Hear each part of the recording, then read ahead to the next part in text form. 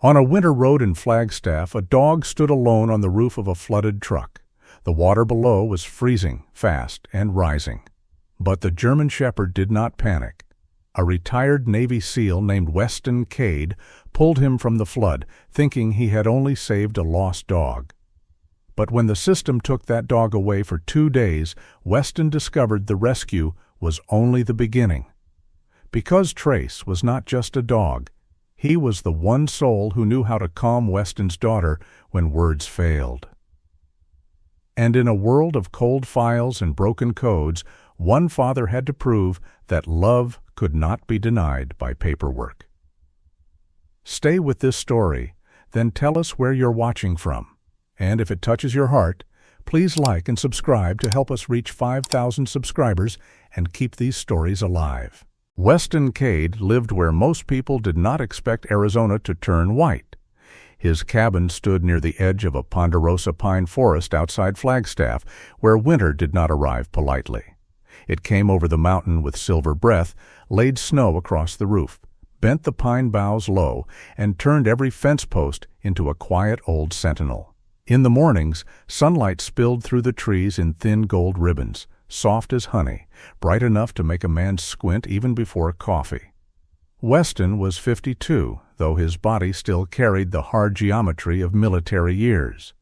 Broad shoulders, thick wrists, a back that stayed straight even when weariness settled into it like frost. He wore an olive-drab combat shirt most days, the fitted body faded from use, the camouflage sleeves marked with dark horizontal bands around the biceps. On another man, it might have looked like costume. On Weston, it looked like habit that had outlived the war. His hair was dark brown with silver at both temples, cut shorter than a drifter's and longer than a soldier's. A day or two of gray-streaked stubble usually shadowed his jaw. His face had once been handsome in a simpler way. Now it had weather in it, lines at the eyes, a scar near the chin too faint to ask about. A gaze the color of winter steel, not cold exactly, but guarded, as if every feeling had to pass through a checkpoint before entering the room. He had been a Navy SEAL. He had crossed black water, waited in places where a single wrong breath could turn a night into a funeral, and learned to trust silence more than speech. Silence had kept him alive. Later, silence had moved into his house. After his wife died, Weston became the only family left for his daughter, Piper Cade. She was 29 now, a grown woman with hazel-gray eyes, chestnut hair often tied low with a soft cloth band, and a mind that could catch patterns the way moonlight caught fresh snow. She remembered the exact shelf where a library book belonged after seeing it once. She noticed when receipt numbers skipped. She could hear when the old heater changed rhythm by half a breath. The world, however, was often too loud for Piper. Fluorescent lights hummed like trapped insects. Snow plows scraped the road with iron teeth. Public rooms gathered voices until they became a storm with no sky. Sudden changes could press against her from all sides, invisible but heavy, until speech became a narrow bridge she could not always cross. Weston understood danger. He understood fatigue, weather, broken engines, and the black patience required to wait out a bad situation. He did not understand how to comfort his daughter with words. He loved her with the devotion of an old pine rooted into rock. He checked the locks twice because noise at night unsettled her. He kept spare batteries for her noise-canceling headphones in 3 places. He sanded a rough spot off the kitchen table because she had once rubbed her thumb against it until her skin turned red. He drove the same route into town because surprise detours could turn a simple errand into a battle neither of them wanted. But when Piper froze at the kitchen sink because the kettle screamed too sharply, Weston would stand there with his big hands open and useless. "Need me to fix it?" he would ask. Sometimes she would shake her head. Sometimes she would not answer. And he would hate himself for knowing how to disarm men, patch a roof in a blizzard, and replace a generator belt by touch, yet not knowing how to say, "I know you're scared. I'm here." That morning, the cabin smelled of coffee, pine dust, and the faint cinnamon tea Piper liked when the air turned bitter. Outside, snow rested on the porch rail in a clean white line. Inside, Piper sat at the small table near the window, sorting dried pine needles and fallen leaves into careful groups by shade: amber, brown, pale gold, red-brown, almost black. Weston watched her from the stove while pretending not to. She wore a soft sage-green sweater, dark trousers, and thick socks. A small blue notebook lay open beside her elbow, its pages filled with lists, library codes, sound notes, and phrases she sometimes wrote before she could say them aloud. A yellow pencil rested precisely parallel to the edge of the table. "You've got the library today," Weston said. Piper moved one pine needle from the brown group to the almost black group. "Yes?" "Roads look clear." "Yes." He poured coffee into his mug, then forgot to drink it. The library mattered to her. More than she had first said. She was doing a work placement there under Mara Ellison, a semi-retired librarian with silver hair, red glasses, and a voice sharp enough to make a copy machine reconsider its life choices. Mara had taken to Piper not as a project, not as charity, but as a person with useful precision. That alone had earned Weston's respect. Piper was preparing for an assessment that could qualify her for part-time work at the community library. Shelving books, helping patrons find materials, keeping order in a place where order was not a prison, but a map. To Piper, the library was a forest with labels. Every book had a place, every aisle had a number. Silence was not empty there. It had purpose. Weston wanted that for her. He wanted her to have a life not built entirely around his careful routines and his aging hands. He wanted her to belong somewhere beyond the cabin at the edge of snow. He also feared it. Fear was easier when it came wearing enemy boots. It became harder when it came dressed as fluorescent lighting, a crowded room, or a supervisor asking unexpected questions. On the counter lay a folder from Desert Pine Disability Services Office. Weston had mailed copies, confirmed dates, spoken to 2 clerks, and kept every receipt in chronological order. The request was not for a new service dog. It was for an adaptive support assessment, evaluation, recertification, and transfer training if Piper qualified for a working support animal. A dog trained to recognize sensory overload could give Piper something Weston could not always provide quickly enough: a bridge, a steady body, a warning before the storm took her voice. The file had been assigned to Garrett Hale. Weston had met Garrett once in a clean glass office that seemed designed by people who feared fingerprints. Garrett was a narrow man with pale brown hair combed neatly to the side, a pressed shirt, and a manner so polite it wrapped around the throat like a silk cord. He used words like sustainability, standardization, and process with the reverence of a priest naming old gods. "Your family's needs are understood, Mr. Cade," Garrett had said. Weston had disliked him immediately, then distrusted himself for it. Old military instincts were useful in the field, less useful in offices where people smiled while denying things. The mail truck came just after 9. Piper heard it before Weston did. Her head lifted slightly, eyes shifting toward the road. Weston wiped his hands on a dish towel, pulled on his boots, and stepped onto the porch. The cold bit cleanly at his face. His breath turned silver. Somewhere down the slope, a raven gave a hoarse call from the top of a pine, as if announcing judgment from a black-feathered court. The mailbox door creaked. 3 envelopes. 1 local utility notice, 1 advertisement for snow tires. 1 white envelope with the Desert Pine Disability Services return address printed in perfect blue ink. Weston stood there longer than necessary. The snow around his boots was unmarked except for his own footprints.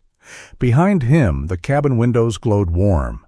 Piper was inside, sorting leaves, preparing for a future that needed only 1 official door to open. He carried the envelope in. Piper looked at it. Her fingers stilled. Is that from Desert Pine? Yes. He could have opened it in the mudroom. He could have spared her the waiting. Instead, habit made him bring hard things into clear light. He sat across from her at the table and slid one thumb beneath the flap. The paper inside was crisp. Too crisp. People underestimated paper. A blade at least admitted what it was. Paper smiled, folded itself into thirds, and carried ruin in 12-point font. Weston read the first paragraph, then the second. Then he went back to the first, because the mind sometimes refused a thing the eyes had already received. Piper watched his face, not the letter. She often read changes in people by the small betrayals: jaw tension, blink rate, shoulders. "What does it say?" she asked. Weston set the page on the table. His voice came out flat. Too flat. Denied. Piper did not move. Reason? He looked down again, though he already knew. Late submission. The cabin seemed to shrink around them. Outside, the snow kept falling in soft, harmless pieces. Inside, the old heater ticked once, then twice, each sound suddenly too loud. Piper reached for the folder. She opened it to the tab marked Receipts. Her hands did not shake, but her breathing changed. Shallow, measured. A small storm trying not to become weather. She pulled out the certified mailing slip and placed it beside the denial letter. The date was clear. The stamp was clear. Weston stared at the two documents. Correct date, wrong decision. A clean lie. Something hot moved through his chest, not anger exactly, or not only anger. Anger would have been easier. This was older and more humiliating. The feeling of standing before an enemy who had no face, only a form number. Piper picked up her pencil and drew a small square around the mailing date, then another around the denial reason. Then she wrote in her blue notebook, "The dates do not agree." Weston saw the sentence and felt something in him twist. He wanted to say, "I'll fix it." He wanted to say, "They're wrong." He wanted to say, "You deserved better from them, and maybe from me too." Instead, his training gathered all available emotion, packed it into a box, and shoved the box deep behind his ribs. "I'll call," he said. Piper's eyes lowered. "When? Today? What will you say?" There it was, the bridge, narrow, swaying, waiting. Weston looked at his daughter, at the pale winter light along her cheek, at the blue notebook, at the pine needles sorted like tiny relics of a forest god. He knew how to begin a complaint. He knew how to quote receipt numbers and request supervisors. He knew how to keep his voice controlled enough to unsettle people who expected shouting. But he did not know how to say the thing beneath it, that he was sorry the world kept making her prove she needed what might help her breathe, that he was sorry her mother was gone, that he was sorry he had become a man who could stand guard outside any door except the one to his own heart. Piper waited. Weston's old watch ticked on his wrist, the scratched military face catching a thin line of sun. Years ago, he had used that watch to measure distances, windows, extraction times. Now he used it to track kettle whistles, appointment lengths, and how long Piper needed quiet after a crowded room. "I'll say," he began, then stopped.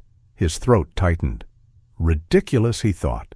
He had spoken calmly under worse conditions, yet one sentence in his own kitchen stood before him like a mountain pass at midnight. Piper's pencil tapped once. Not impatient, just present. Weston exhaled. "I'll say they made a mistake," he said. "And I'll say you matter more than their mistake." Piper looked at him then, not for long. Piper rarely held eye contact when the room was already heavy. But long enough. The words were clumsy. They did not arrive with music. They did not heal the letter, open the office, or change the decision. But they landed. Piper touched the edge of the denial page. "Good," she said softly. Weston nodded once, because if he did more, he was afraid something inside him might show. The phone call did not help. A receptionist transferred him twice. A recorded voice thanked him for his patience with the cheerfulness of a tin angel. Finally, a junior clerk read the same denial reason from a screen and said Mr. Hale would review any appeal materials within the standard response period. "What standard response period?" Weston asked. "Up to 30 business days. My daughter's assessment is sooner than that." "I understand your concern, sir." No, Weston thought, you understand the sentence, not the concern. But he did not say it, not yet. He hung up with controlled hands and wrote down the time, the names, the extension numbers, every detail. If speech failed him, records would not. By late afternoon, Piper had gone to her room to rest before her next library shift. The cabin settled into its winter sounds, wind pressing at the eaves, snow slipping from pine branches, the heater breathing like an old animal. Weston stood at the kitchen window with the denial letter in one hand and the receipt in the other. Beyond the glass, the ponderosa forest rose dark and still beneath its white burden.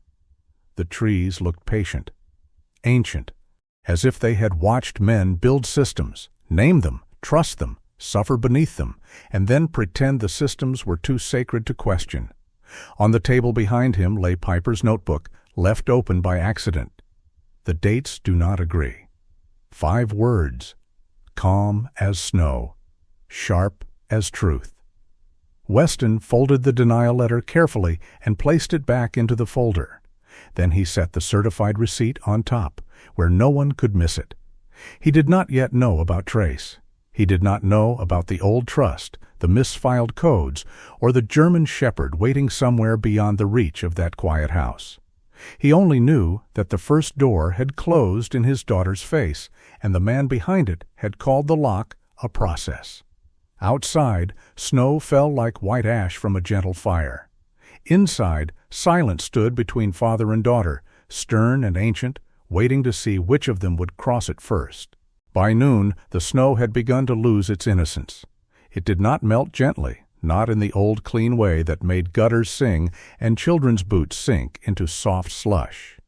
It gave way all at once, loosened by a strange warm rain that came over the northern ridges, like a visitor with bad manners. The sky above Flagstaff turned the color of tarnished silver. Water ran beneath the snowpack in hidden veins. Hillsides that had been quiet for weeks began to whisper, then murmur, then rush. Weston Cade noticed the change before the radio warned about it. The trees told him first. Ponderosa branches shed snow in heavy collapses. The creek beyond the lower road, usually a thin winter thread under a lid of ice, had swollen into a brown-white rope twisting through the pines. Meltwater crawled over gravel, filled tire tracks, and turned frozen shoulders of road into slick mirrors. Every sound seemed heavier beneath the rain, the dripping eaves, the wind through pine needles, the distant scrape of a plow trying to keep up with a mountain that had changed its mind.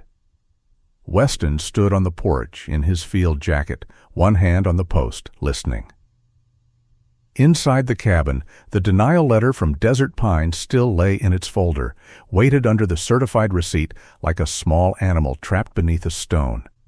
He had called twice more after lunch. Twice he had been sent to recorded messages.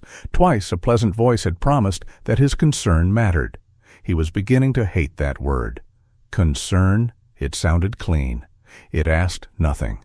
It changed nothing. At 2:40, Piper should have texted. At 2:50, Weston checked his phone again.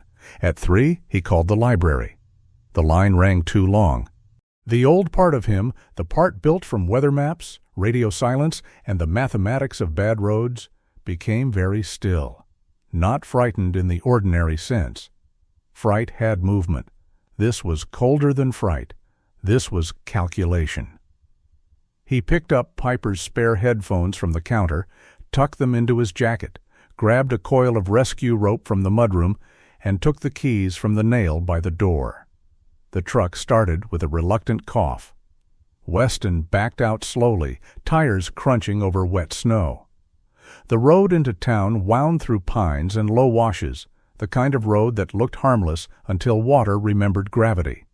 His windshield wipers dragged rain across the glass in gray arcs. At each bend, he watched the shoulders, the ditches, the culverts choked with needles and ice. He tried Piper again. No answer. "Could be the signal," he said aloud. The truck did not argue. He drove past a leaning sign half buried in slush, then a mailbox tilted like a tired old man. Farther down, the road dipped toward a narrow crossing where a dry creek bed cut beneath the pavement. In summer, it was dust and stone. In winter, it was usually silence. Today, the silence had broken its leash. Water moved across the road in a wide, fast sheet, not deep enough to look impossible from a distance, but Weston knew better than to trust moving water. It carried branches, mud, and small chunks of ice, all sliding with the quiet authority of something that did not negotiate. He stopped the truck. Rain tapped the roof. The engine idled. Somewhere beyond the wash, a raven called once, sharp and scolding, as if even the birds thought people were fools for building roads where water kept old memories. Weston leaned forward. That was when he saw the pickup. An old white work truck sat angled downstream, wedged partly against a cluster of rocks and broken pine limbs. Its rear wheels were submerged. The front end dipped and lifted with each shove of water.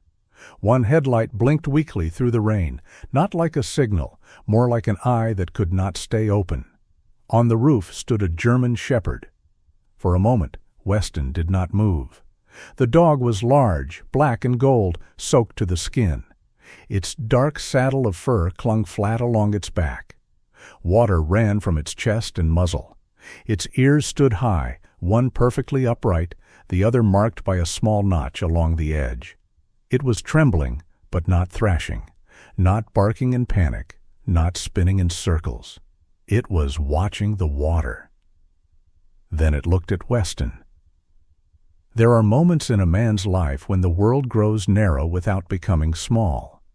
Weston had known that feeling in other places, under other skies. A door, a ridge, a stretch of open ground, a decision that did not wait for permission. This time it was a flooded wash in northern Arizona, a half-submerged pickup, and a dog standing on the roof like the last soldier of a drowned kingdom. Weston put the truck in park. He did not rush straight in. Rushing was for men who wanted stories told about them later. Weston wanted the dog alive. He stepped out into rain that was no longer rain so much as cold needles. The water noise filled the air. He pulled the rescue rope from the back seat, looped it around his shoulder, and moved toward a thick ponderosa near the road's edge. He tested the trunk with one gloved hand, then wrapped the rope twice and tied the knot by muscle memory. The dog watched every movement. "Smart boy," Weston muttered. "Or smart girl. Hard to tell from here, and I'm not about to ask you to fill out a form." The dog did not smile, but something in its solemn, drenched face made the joke feel less wasted. Weston clipped the rope around his own waist and walked to the edge of the flooded crossing. The water slapped at his boots. Cold bit through leather almost immediately. He took one step, then another, feeling for the road beneath the current. A branch struck his shin and spun away. The pickup groaned. The German shepherd shifted its weight, but not wildly. It lowered its head, gauging Weston's approach, paws spread against the slick roof. The dog had discipline in it. Weston could see that now, not just fear held in check, but training. Some old lesson remained in the body. Wait, assess, do not waste movement. The thought flickered through him and was gone. He had no room for questions yet. He moved diagonally, never straight against the water. His left hand held the rope. His right hand stayed free. Each step had to be placed, claimed, trusted. Water pushed at his legs with surprising force. The cold climbed through him like a living thing, teeth first. "Easy," he called. The dog's ears twitched. "Stay." The word left him before he chose it. Command voice. Low, steady, not loud. The German Shepherd froze. Weston stopped for half a second. That was no accident. The truck shifted. Metal gave a long, complaining sound, and the rear of the pickup slid a few inches downstream. The dog crouched, claws scraping against the roof. Weston advanced. No drama, no grand leap. Just one hard step, then another, the rope humming behind him, the pine tree holding its end like an old giant lending a hand. When he reached the side of the pickup, water struck his thighs. He braced against the doorframe. The dog stood above him, close enough now for Weston to see amber eyes, dark and intelligent, fixed not on escape alone, but on him. There was a faded leather collar around its neck. A metal tag clung beneath the wet fur, too muddy to read. "All right," Weston said. "Here's the deal. You don't bite me, I don't drop you. Everybody gets to complain later." The dog stared. Fair enough. He climbed one boot onto the submerged running board, keeping tension in the rope. The truck rocked. The dog lowered itself slowly, not lunging, not flailing, waiting for the gap between fear and action to narrow. Weston reached up. The dog leaned toward him. It was not surrender. It was decision. That struck him harder than the cold. Trust, Weston had learned, was not softness. Sometimes it was the hardest order a living creature could obey. He caught the dog by the collar and chest harness strap half hidden under wet fur. The animal was heavy, all muscle and soaked coat, but it shifted with him instead of against him. Weston guided it down, one controlled movement at a time, from roof to hood, from hood to his braced shoulder, from shoulder to the side of the truck. The current shoved at both of them. For a breath, they were suspended in an argument between water and will. Then Weston pulled. The dog pushed off. Together, they staggered away from the pickup, the rope tight behind Weston, boots slipping once, twice, then finding road again beneath the rushing sheet. The German Shepherd stayed pressed against him, not climbing, not fighting, simply moving where Weston guided. A broken pine limb scraped along the truck's side. The pickup shifted again, sliding downstream until the front lodged between two dark rocks with a dull, final thud. Weston reached the shoulder and dropped to one knee in the slush, one hand still gripping the dog's collar. The German Shepherd stood beside him, dripping, shivering, dignified beyond reason. Then it shook. A great burst of icy water flew from its coat and struck Weston full across the chest and face. Weston blinked. The dog looked at him with grave amber eyes, and Weston laughed. It was not much of a laugh, more a rough bark dragged out of some locked cellar inside him. But it was real, and for one wild second, the flooded road, the cold, the denial letter, the unanswered calls, all of it stepped back. "You're welcome," he said, wiping his face with one sleeve. "Glad we could keep this professional." The dog gave a low huff. Weston almost laughed again. He checked the dog quickly. No obvious serious injury. Cold, exhausted, stressed, but steady. He ran his fingers under the collar and wiped mud from the tag. Only part of the marking was visible. BPWD. Beneath that, a string of numbers had been scratched by wear and grit. BPWD. Weston frowned. Not a pet store tag, not a county tag either. He filed the detail away. The dog leaned its shoulder against his leg, not collapsing, not begging, just leaning, enough pressure to say it was there, and perhaps to check whether he was. Weston took Piper's spare towel from behind the truck seat, wrapped it around the dog as best he could, and opened the rear door. The German Shepherd hesitated. "Yeah," Weston said, "I wouldn't trust a stranger's truck either." He stepped back, giving space. The dog looked at the seat, then at Weston, then at the flooded road behind them. After a moment, it climbed in carefully and lay down, its gaze still on him. Weston shut the door gently. Only then did his own fear return with a name. Piper. He drove the long way around, avoiding the flooded wash, jaw set, fingers stiff on the wheel. The dog lay in the back seat, wrapped in the towel, breathing hard but evenly. Once, when Weston took a turn too sharply, it lifted its head and let out one quiet sound. Not a bark, not a whine, more like a reminder. "Noted," Weston said.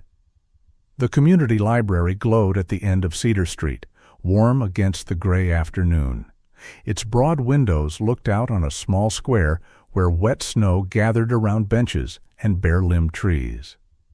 Weston parked badly, corrected himself because Piper hated crooked parking, then hurried inside. Mara Ellison stood near the front desk, red glasses low on her nose, silver hair tucked behind one ear.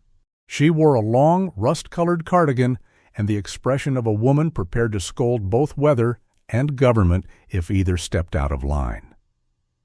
"Weston," she said before he could ask. "She's safe." His breath left him so fast he had to put one hand on the desk. Mara's face softened by half an inch, which for Mara was practically a hymn. "The road started flooding near the lower crossing," she said. "I kept her here. Cell service has been bad. She's in the archive room. Lights are dimmed." Weston nodded once. He wanted to thank her properly. What came out was, "Good." Mara stared at him. "I'll translate that as gratitude," she said, "but only because I'm generous and the weather is dramatic." That drew another small sound from him, almost a laugh. Piper sat in the archive room beneath a warm desk lamp, headphones around her neck, blue notebook open in her lap. She looked up when Weston entered. Her eyes moved quickly over him, wet sleeves, muddy boots, rope burn on one glove, breath still uneven. "You crossed water," she said. "Some." "That is not a number." "No." She studied him another second. "You found something." Weston looked toward the front doors. The German shepherd stood just inside the library entrance, where Mara had apparently allowed it, after one sharp look at Weston's face and a towel on the floor. It did not charge into the room. It did not bark.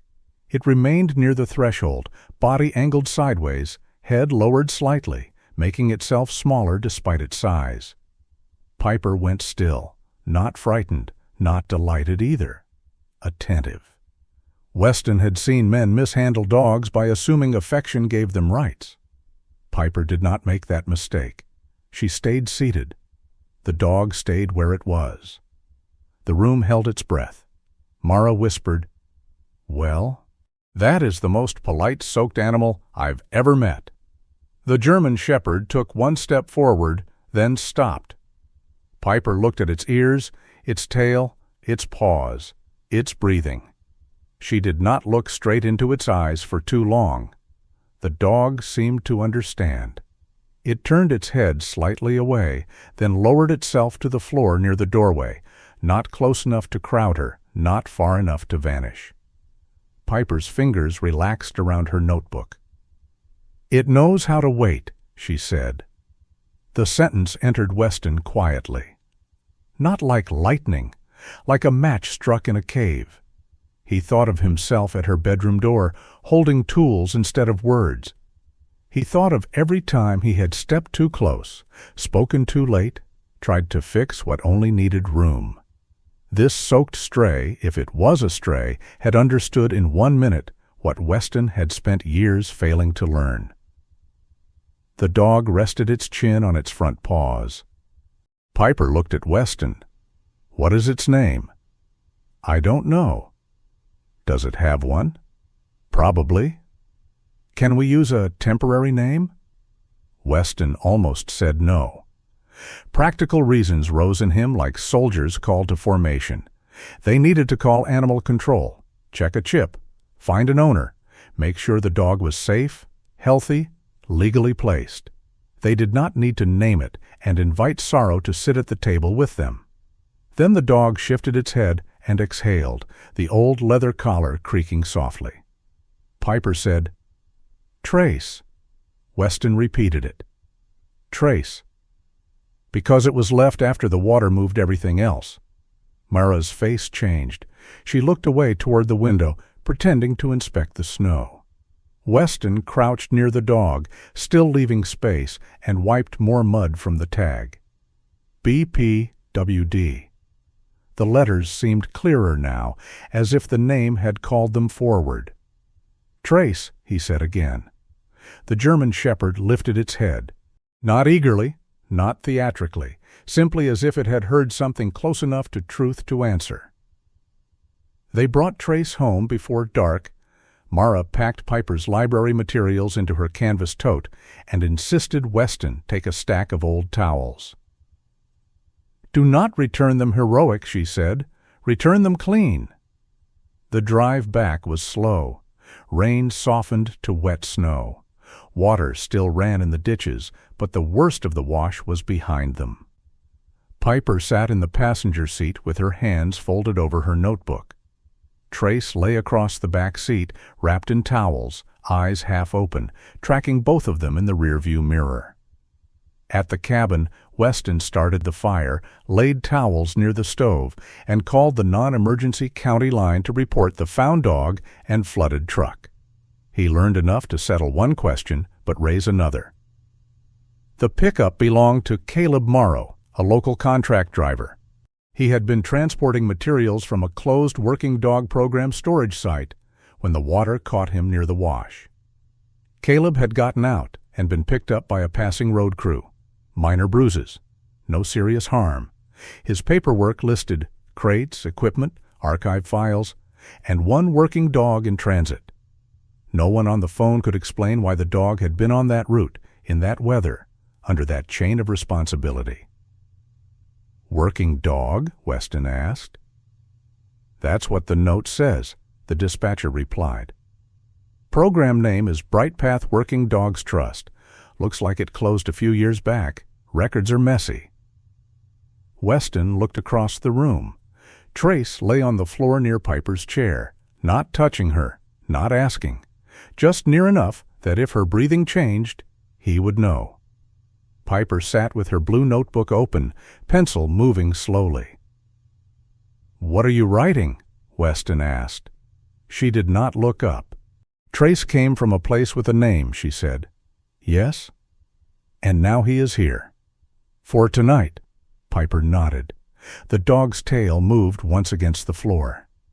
"For tonight," she repeated. Outside, the rain finally turned fully into snow again. It fell over the pines, over the washed road, over the truck tracks and the flooded crossing, softening the day without erasing it. Weston stood by the stove, cold still lodged deep in his bones, and watched his daughter and the German shepherd share the same quiet without demanding anything from each other. For the first time since the denial letter arrived, the house did not feel like a place waiting for bad news. It felt like something had found its way to the door. Not an answer. Not yet. A trace? By the second morning, Trace had learned the house better than most people learned a promise. He moved through Weston Cade's cabin as if each room had given him private instructions. He did not nose through Piper's baskets of sorted leaves, though he examined them once with grave professional interest. He did not step across the small blue rug beside her chair, because after one soft correction from Piper, he seemed to understand that the rug was not decoration. It was territory. A quiet island. A place where the world had to ask before entering. The cabin had always been orderly, but not gentle. Weston kept it clean in the way a man kept equipment clean. Tools in drawers, firewood stacked by size, boots lined beside the mudroom door, batteries labeled, emergency radio charged. Every object had a reason. Every reason had a place. Trace added something Weston had not known how to arrange. Ease. Not much at first, nothing dramatic. The German shepherd simply chose his spots with strange wisdom. When Weston loaded the stove, Trace lay where Sparks could not reach him, but where Piper could see him from the table. When the old heater clanked awake, he raised one ear, decided the noise did not deserve comment, and lowered his head again. When the kettle began to tremble before its whistle, he looked at Piper, then at Weston, as if suggesting that someone might want to handle that before the small silver dragon began screaming. Weston caught the look. "Don't start supervising the kitchen," he told him. Trace blinked with the calm dignity of an animal who had already judged the kitchen and found management lacking. Piper, seated by the window in a cream cardigan, made the smallest sound. It was not quite a laugh, more like a breath discovering a little sunlight.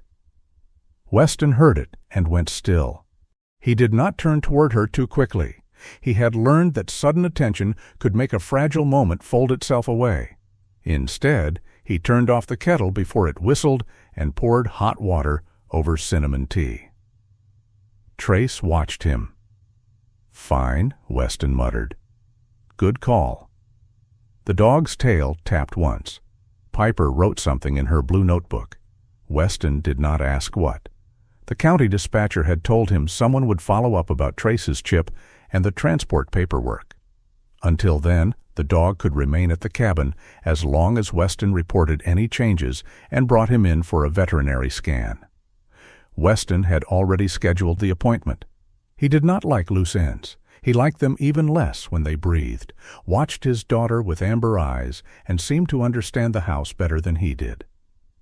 Outside, Flagstaff shone under fresh snow. The strange warm rain had passed.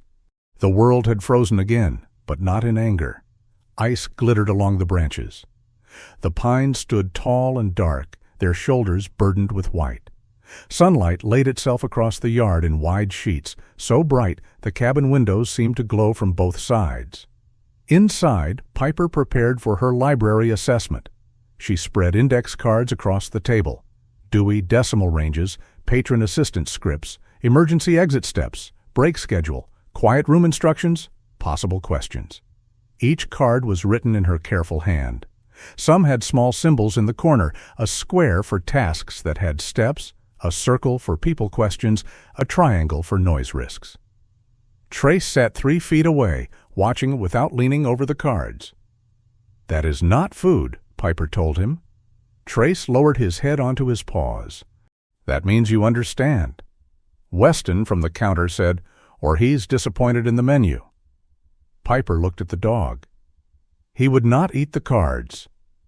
Weston almost answered automatically, but stopped. Piper was not asking for reassurance. She was stating a fact. There was a difference, one he still missed more often than he liked. "No," he said. "I don't think he would." Piper returned to her cards. Weston poured coffee he did not need and leaned against the counter. He was wearing his olive combat shirt again, sleeves pushed to the forearms, camouflage fabric faded at the elbows. The old watch on his wrist ticked steadily. He had once trusted that tick in places where seconds mattered in ways no civilian room could understand. Now he found himself watching Trace breathe. In, out, in, out. Piper's pencil moved in rhythm. The dog had been in the house less than 48 hours, and already the rooms seemed to have lowered their voices. Late that afternoon, a truck passed too close to the cabin road, tires grinding over packed snow. Trace rose before the sound fully arrived at the windows. He did not bark. He walked to the line between Piper's chair and the front door, then stood there, weight balanced, tail low, ears forward. Piper looked up. The truck continued past. Trace waited until the engine faded down the road. Then he returned to his place beside the stove. Weston watched him with a slow, tightening attention. It was not guarding in the crude sense, not threat, not territorial noise. The dog had placed himself like punctuation in a sentence, clear, useful, and not louder than necessary. Piper touched the edge of one index card. "He stands between," she said. "Yes, but he does not push." "No? That is better." Weston did not ask, better than what? He knew. Better than the world? Better than people who wanted to help by crowding close, talking fast, touching without warning, demanding answers because silence made them uncomfortable. Better sometimes than him. The thought came without cruelty, which made it harder to bear. That evening, snow began again.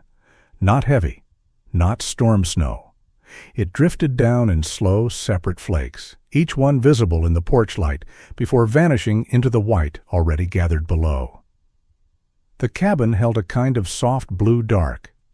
Weston made soup because soup could be trusted not to surprise anyone. Piper sat at the table with her assessment folder, her notebook open, her yellow pencil lined beside it. Trace lay near the hearth. For a while, there was peace. Then the neighbor's generator started. It had been silent since the rainstorm.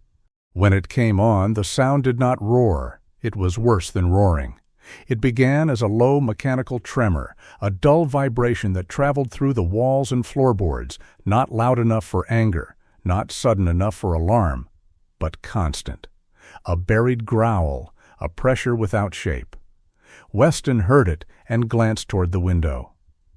"Nelson's generator," he said. "Probably testing it after the weather." Piper did not answer. He turned back to the stove, tasted the soup, added salt, then set the spoon down. Something in the room had changed. Piper's shoulders had risen almost to her ears. Her eyes were fixed on the table, not reading. Her fingers had closed around the cuff of her sweater, twisting the soft fabric tighter and tighter. Her breathing had become small. Too small. Weston cursed himself silently. He should have noticed sooner. He moved one step toward her, then stopped. His mind filled with tools. Headphones, turn off lights, text the neighbor, move Piper to the bedroom, start the white noise machine, close the curtains, make tea. Useful things. Practical things. A whole army of actions lining up in his head, ready to march over the one thing Piper might actually need. Words. "Piper," he said carefully. Her hand tightened around the sleeve. Trace rose, not fast, not with alarm. He came up as if lifted by a command Weston had not heard. The dog crossed the room at a slow diagonal, avoiding the table leg, avoiding the edge of the blue rug, avoiding direct pressure. He did not shove his body into Piper's space. He arrived beside her chair and paused. Piper's breathing skipped. Trace lowered himself to the floor, turned his body sideways, and pressed his shoulder gently against her shin. Then he placed his head across the back of her hand, warm and steady, his amber eyes lowered. Piper froze. Weston did too. The generator hummed through the walls. Snow gathered at the windows. The soup steamed forgotten on the stove. Trace breathed. In, out, in, out. After several seconds, Piper's fingers stopped twisting the sweater cuff. Her hand opened slightly beneath the weight of the dog's head. She did not speak. She did not need to. Her breath found the dog's rhythm the way a small boat finds the pull of a tide. Weston watched, and something inside him moved with a pain so quiet it was almost holy. For years he had imagined protection as distance between Piper and danger. A barrier, a watchpost, a locked door. He had stood between her and barking dogs, crowded waiting rooms, careless relatives, bad weather, worse paperwork. He had thought love meant building walls high enough that the world could not reach her. Trace did not build a wall. Trace became the ground. The dog did not remove the sound. He did not defeat the generator, silence the house, or explain to Piper why she should not feel what she felt. He gave her something beneath the feeling, a place to put the weight. Weston looked down at his own hands, large hands, scarred knuckles, hands that knew ropes, tools, weapons, engines, snow shovels, and broken latches. Hands that had held his wife's coat the day he cleaned out the closet because Piper could not bear the smell of lavender soap lingering in the bedroom. Hands that had carried boxes, signed forms, fixed locks, folded blankets. Hands that had often reached for solutions when his daughter needed presence. Piper's lips moved. Weston leaned forward slightly, but did not crowd her. She was counting under her breath. 4, 5, 6. Trace stayed still. 7. The generator continued its low, ugly hymn. 8. Her shoulders lowered a fraction. Weston turned, walked quietly to the counter, picked up her headphones, and brought them within reach. He did not put them on her. He set them beside the notebook and stepped back. Piper looked at the headphones, then at Trace, then at Weston. "Good," she whispered. He did not know whether she meant the headphones, the distance, the dog, or him. He took it anyway. When the generator finally stopped 20 minutes later, the cabin seemed to exhale. Piper had not fled the room. She had not folded into herself until the evening became unsalvageable. She remained at the table, tired but present, one hand resting lightly on Trace's neck. Weston turned off the stove and reheated the soup. Trace lifted his head, sniffed once, and gave Weston a look of solemn interest. "No," Weston said, "you are not getting soup." Piper, pale and drained, said, "He saved the evening." "He assisted the evening." "He saved it." Weston looked at Trace. The dog's tail moved against the floor with the modesty of a knight pretending he had not slain a dragon. "Maybe he saved the soup, too," Weston said. "I forgot the burner." Piper's mouth softened. "That would have been unfortunate. For all of us." Trace sneezed. The sound was so unexpectedly ordinary that Piper gave a small laugh, clear this time, brief but unmistakable. Weston felt it pass through the room like the first bird call after a long frost. The next morning, Weston drove Trace to Dr. Laurel Venn's clinic. The veterinary clinic sat at the edge of town between a feed store and a laundromat, its windows painted with paw prints and snowflakes. A bell chimed when they entered. The waiting room smelled faintly of clean towels, cedar shavings, and the complicated politics of cats. Trace walked at Weston's side on a borrowed leash, alert but calm. He noted the terrier under a chair, the tabby in a carrier, the toddler-shaped snowman decoration near the front desk, and dismissed each in turn as not requiring intervention. Piper came with them, wearing her sage sweater and a soft gray coat. She held her notebook against her chest. Clinics were difficult places. Too many smells, sudden sounds, animals in distress. But she had asked to come. Trace should not go without a familiar person, she had said. Weston had almost pointed out that he was familiar too. Then he realized she meant herself. Dr. Laurel Venn emerged from the back with a tablet in one hand and reading glasses pushed up into her light brown hair. She had the grounded look of someone who had been nipped, scratched, sneezed on, and trusted by enough animals to separate real trouble from theater. "Well," she said, looking at Trace, "that is not a stray. That is a professional with wet paperwork." Weston liked her immediately. Laurel examined Trace with practiced gentleness. She checked his joints, ears, teeth, temperature, paws, and the small notch in his right ear. Trace tolerated the exam with patient dignity, though he gave Weston one meaningful look during the thermometer portion that suggested betrayal had been noted for future review. "He's about 6, Laurel said. "Maybe a little older, but not by much. Strong condition overall, considering yesterday's adventure. Mild cold stress, a few abrasions, nothing alarming. Whoever trained him also handled him well." Piper stood near the wall, not too close, not too far. Laurel noticed. She did not call Piper forward. She did not ask unnecessary questions. She simply angled her body slightly away, making the room less demanding. That small act did more to earn Piper's trust than any bright greeting would have. "Can you scan the chip?" Weston asked. "Already planning to." Laurel passed the scanner over Trace's shoulders. It beeped near the left side of his neck. Trace flicked one ear. A number appeared on the tablet. Laurel entered it into a registry database. Her expression changed slowly, not dramatically enough to frighten, but enough for Weston to see the shadow cross her face. "Partial record," she said. "What does that mean?" "It means the chip exists, but the data attached to it is incomplete.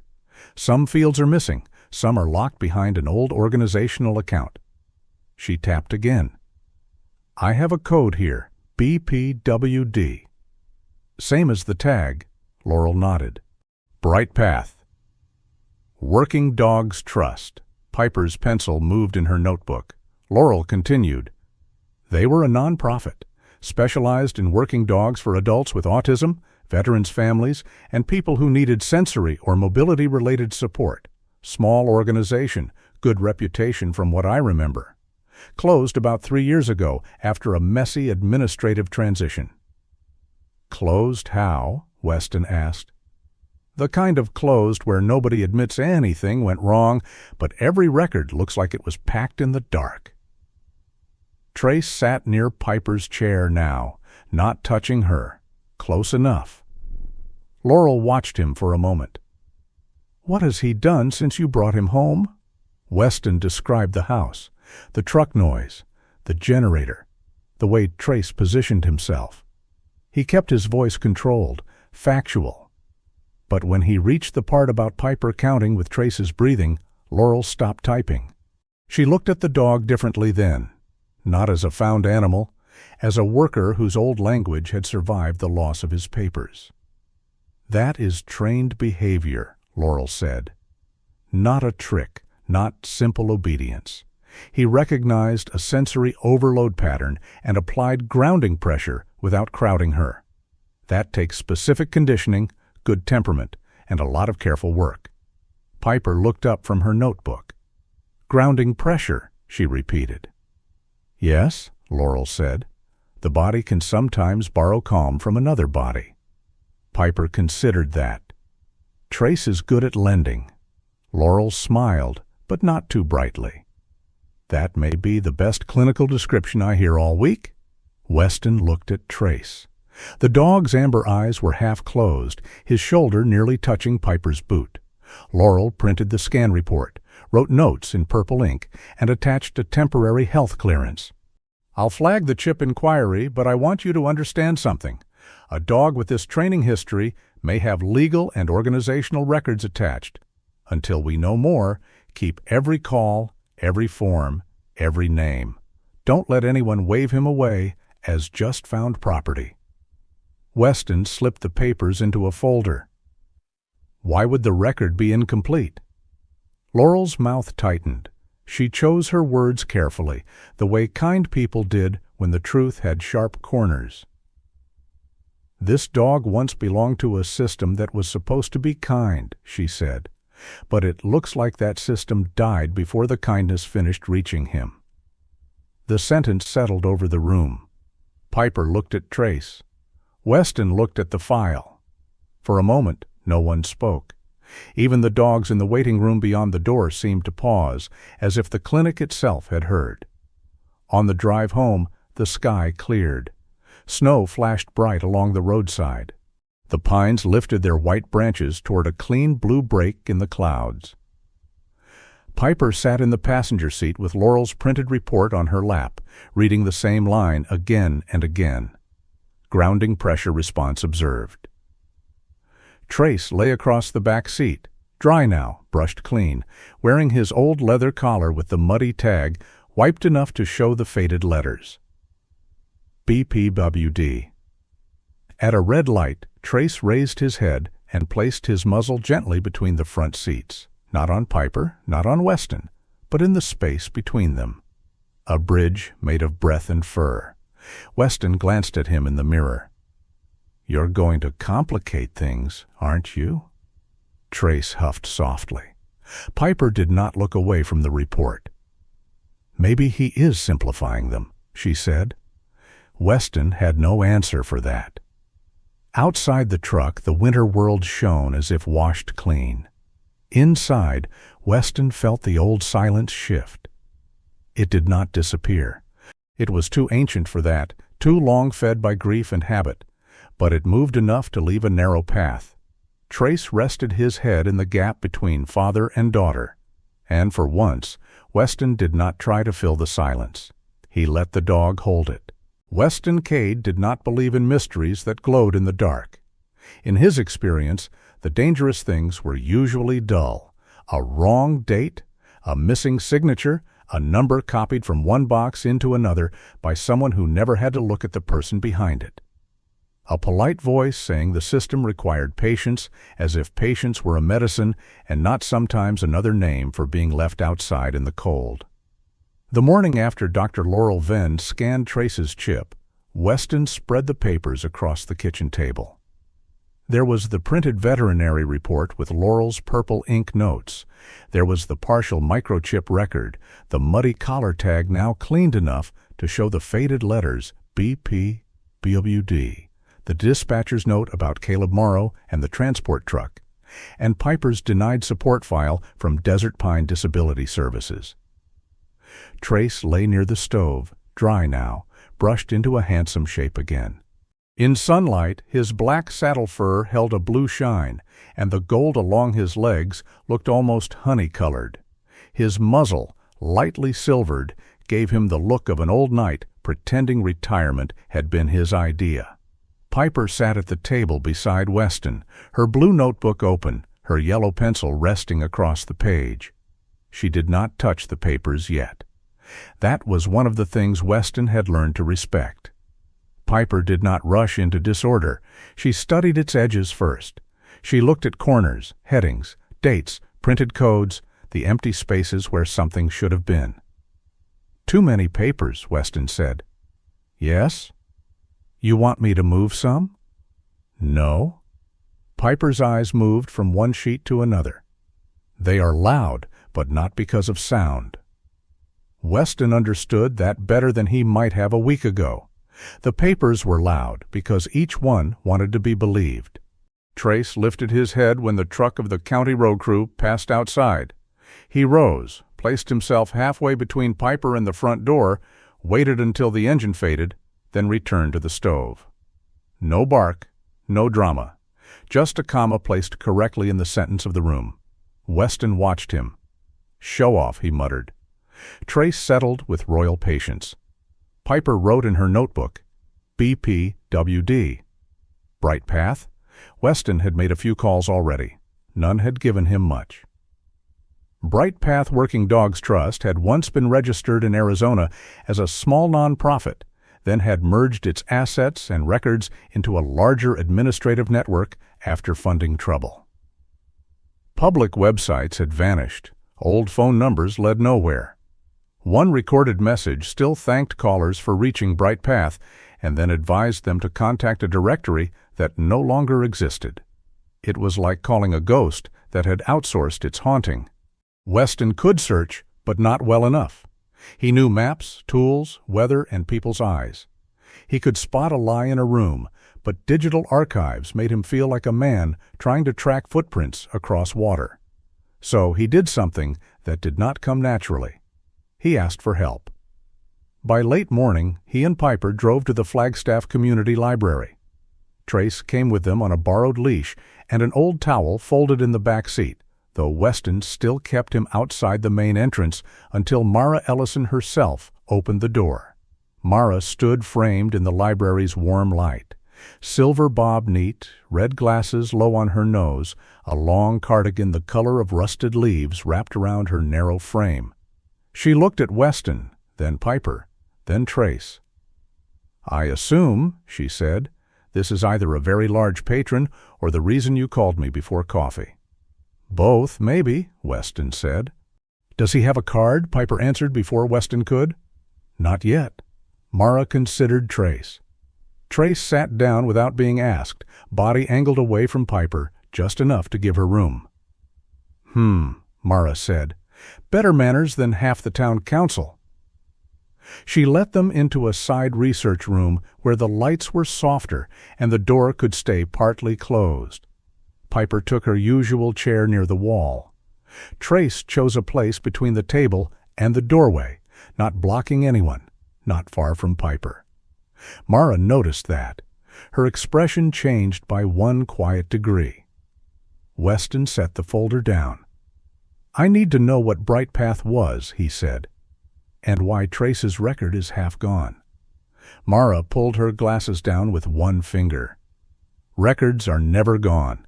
They are hiding, misfiled, privatized, renamed, or being guarded by someone who thinks archive means graveyard. Can you find them? Her smile was thin and pleased. Mr. Cade, asking a librarian if she can find records is like asking a wolf if it has considered the moon. For the next 2 hours, Mara moved through databases, state nonprofit listings, archived newsletters, old local news blurbs, grant notices, and community foundation reports. She did not type quickly. She typed accurately, which Weston discovered was more frightening. Every few minutes, she printed something, circled a line, and made a small sound of either triumph or contempt. Piper watched in silence at first.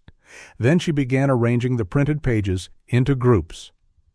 Training, she said, placing one stack to the left. Funding, another stack. Dogs, a third. People who changed names, a fourth. Mara glanced at Weston. She is reorganizing my chaos. She does that. Bless her.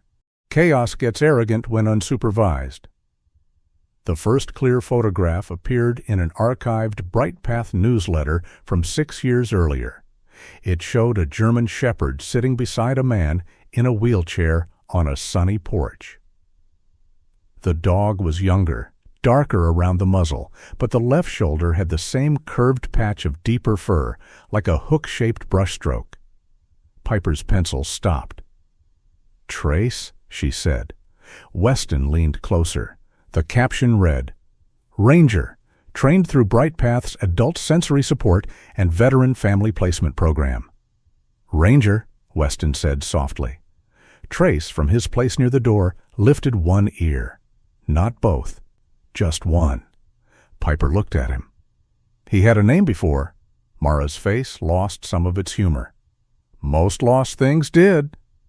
The man in the photograph had been named Douglas Harlan, a former Army medic living outside Prescott. According to an old community piece, Bright Path had placed the German Shepherd with the Harlan family to support Douglas's adult son, who had sensory processing challenges after a medical event.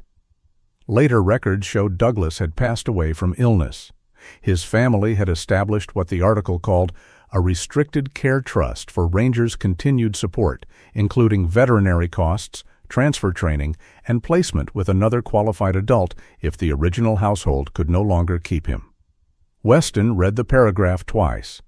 Not treasure, not inheritance, not miracle money waiting under a floorboard.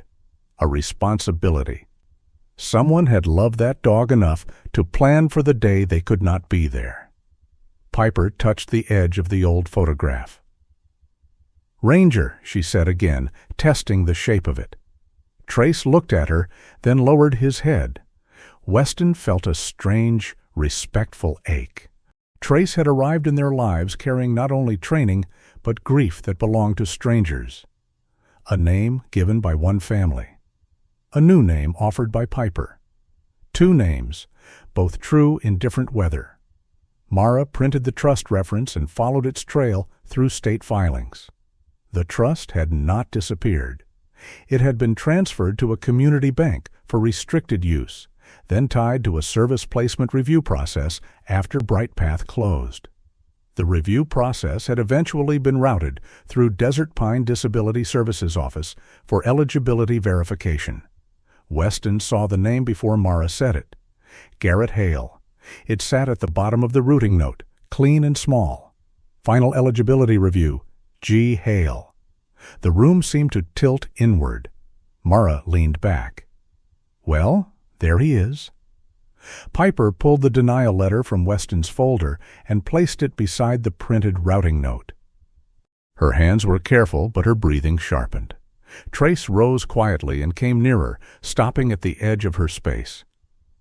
Piper did not look at him, but her left hand opened. Trace lowered his head just enough for her fingers to touch the fur between his ears. Weston watched the movement. No one had asked Trace to come. No one had ordered him to stay. He had simply read the room. Mara saw it too. "That dog," she said softly, "has better social judgment than most committees." Weston wanted to answer, but his eyes were on the 2 pages. Piper's support request, denied for late submission. Trace's trust placement status, no eligible beneficiary. Both connected to Desert Pine, both touched by Garrett Hale. A rational man could call that coincidence. Weston had survived too long by distrusting convenient coincidences. That afternoon, he drove to Desert Pine Disability Services without Piper. She wanted to come, then changed her mind after looking at the building online. Too much glass, too many open spaces, too many ceiling lights. Weston did not argue. He left Trace with her at the library, under Mara's watch, and with Laurel's temporary health clearance folded in his pocket. Desert Pine stood in a new office complex on the east side of town, surrounded by salted sidewalks and ornamental shrubs wearing caps of snow. The lobby smelled faintly of floor polish and artificial lemon. Everything shone. The glass doors, the white walls, the brushed metal signs. Even the potted plants looked glossy enough to be dishonest. Weston checked in at the desk. The receptionist smiled with professional caution. Weston knew the effect he had in places like this. Broad-shouldered, weathered, boots still bearing traces of real mud no mat could fully defeat. A man from outside carrying a folder full of paper and a patience that had begun to develop teeth. Garrett Hale received him in a conference room with a long table, a window overlooking the parking lot, and a fake ficus so green it seemed to be pretending spring had legal jurisdiction. Garrett was exactly as Weston remembered, pale brown hair combed neatly to one side, narrow face, shirt pressed flat, tie gray-blue, not a thread out of place. He stood when Weston entered, offered a hand, and smiled with all the warmth of a locked drawer. "Mr. Cade," he said, "I understand you have concerns." There was that word again. Weston shook his hand. Garrett's palm was dry. "I have records," Weston said. "Of course. Please sit." Weston did not sit immediately. He placed the certified mailing receipt on the table first, then Piper's denial letter, then Laurel's scan report, then the printed Bright Path routing note. Garrett's eyes moved across them, not slowly enough to seem worried. "That appears to be a mixture of separate matters," he said. "They crossed your desk?" "Many files do." "One says my daughter's request was late. It wasn't." Garrett looked at the receipt for less than 2 seconds. Submission timing can depend on when documents enter the processing queue, not merely when they are mailed. The letter says submitted late. That is the standard language. It's wrong. Garrett folded his hands. "Mr. Cade, adaptive support funding must be managed carefully. Our office has a responsibility to prioritize program sustainability, standardize eligibility conditions, and prevent misuse of limited resources." Weston stared at him. The words were smooth, too smooth. Stones worn by water until they no longer looked sharp enough to cut. "Did you review the Bright Path Trust attached to the dog?" Weston asked. A pause, small but real. Garrett looked at the routing note. "As I said, separate matter. Same office, same reviewer. Similar routing does not imply connected eligibility. Does the trust exist? I'm not at liberty to discuss restricted third-party funds. Is the dog listed as having no eligible beneficiary?" Garrett's mouth tightened almost invisibly. "Mr. Cade, I understand this situation feels personal." Weston felt the sentence coming before Garrett finished it. But feelings do not alter processing standards. There it was, not exactly the same as before, but wearing the same clean clothes. Weston's hands remained still on the table. Garrett continued, voice soft, almost kind. "Your daughter's circumstances are being considered within the same framework as all applicants. We cannot allow emotional urgency to override documented criteria." Emotional urgency. Weston had known men who could insult you with a knife and men who could insult you with a smile. Garrett Hale belonged to a third order, men who insulted you by sounding reasonable. For one bright second, Weston wanted to lean across that polished table and make the man say Piper's name. Not applicant, not case, not dependent adult. Piper. Instead, he gathered the papers, not because he was finished, because he had learned enough. At the door, Garrett said, "You may file a formal appeal."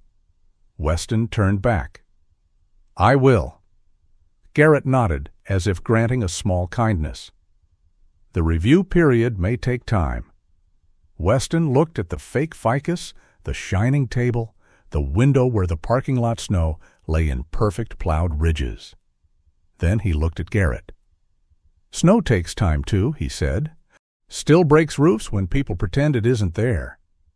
For the first time, Garrett's expression failed to decide what it wanted to be. Weston left before anger could improve the sentence and ruin it.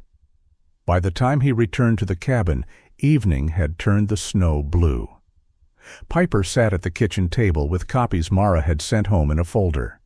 Trace lay beside her chair, his body angled between Piper and the room, not guarding against Weston exactly, but keeping the shape of safety intact. Weston told her what Garrett had said, not every word. Enough. Piper listened with her pencil in hand. Then she began placing papers in rows. Denial letter, mailing receipt, bright path, routing note, trust reference, microchip scan. She drew small boxes around dates, then around processing codes, then around the words entered queue and final review. Weston watched without interrupting. The old urge to take over rose in him, then settled. This was not his terrain. This was Piper's forest. Minutes passed. The heater ticked. Trace breathed. Snow tapped lightly against the window like soft fingers asking to be let in. Piper circled 3 lines. Then she turned the papers toward him. "The rhythm is wrong," she said. Weston looked. "I don't understand." Piper tapped the first page. "This was received on Monday." Tap. "This code says late on Wednesday." Tap. "Trace's file says no eligible beneficiary before the trust review was entered." She moved to another sheet Mara had printed from an archived administrative notice. "The order is wrong, but it is wrong in the same way." Weston leaned closer. Piper had drawn connecting lines between the dates. They made a small ladder across the pages. Received, delayed, recoded, denied, received, delayed, recoded, suspended. Not proof yet, but a pattern. Too clean to be carelessness. Weston felt the same sensation he had felt at the flooded wash before seeing the truck shift. The ground had not moved, but something underneath had. Piper tapped the page once more. Someone changed the song after it started. Weston looked at his daughter. Her face was tired, eyes shadowed from the day's effort, but her voice was steady. Trace's head rested near her foot, his amber eyes half open. For years, Weston had thought he had to stand in front of Piper to protect her from the world. Now she had found a crack in the wall he had been staring at all along. He placed his hand near the papers, not on top of them. "Can you show me again?" Piper nodded. And in the small cabin at the edge of the snow, under the watch of a dog with 2 names and a faded tag, the first real shape of the lie began to appear. The warning arrived without a knock. It did not come as a man at the door or a raised voice or a threat folded inside anger. It came as a line of text in a county database, clean and bloodless, appearing sometime before noon on a Wednesday, while snow drifted down over Flagstaff in quiet, harmless flakes. Weston Cade did not see it at first. He was at the kitchen table with Piper, the papers from Mara Ellison spread between them in careful rows. The documents had become a strange winter garden. Denial letter, certified receipt, bright path routing note, microchip scan, trust reference, old newsletter printout with Trace's younger face, looking out from a sunny porch under his former name, Ranger.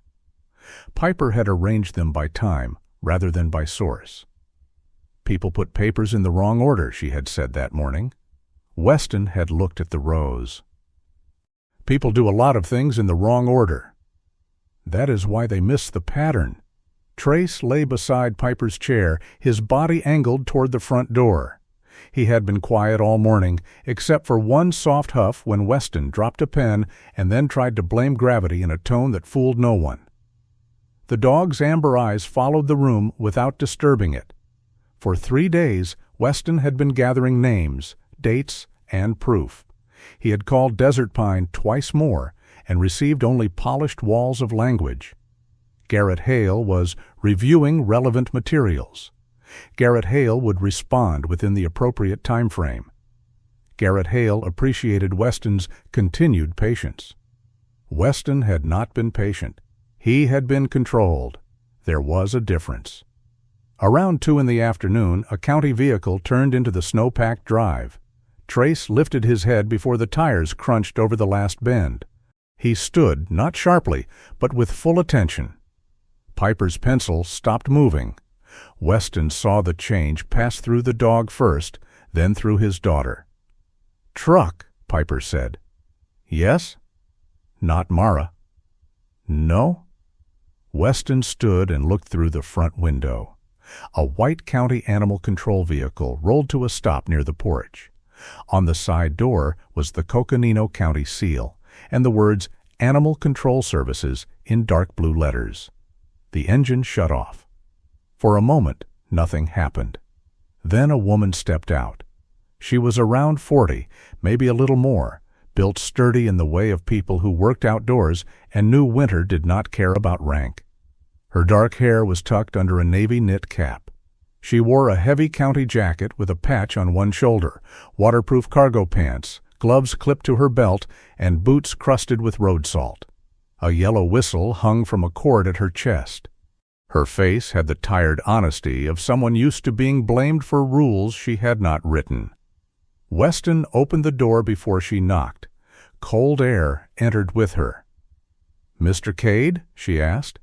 "Yes." "Deputy Animal Control Officer Nora Bell." She showed her identification without making a performance of it.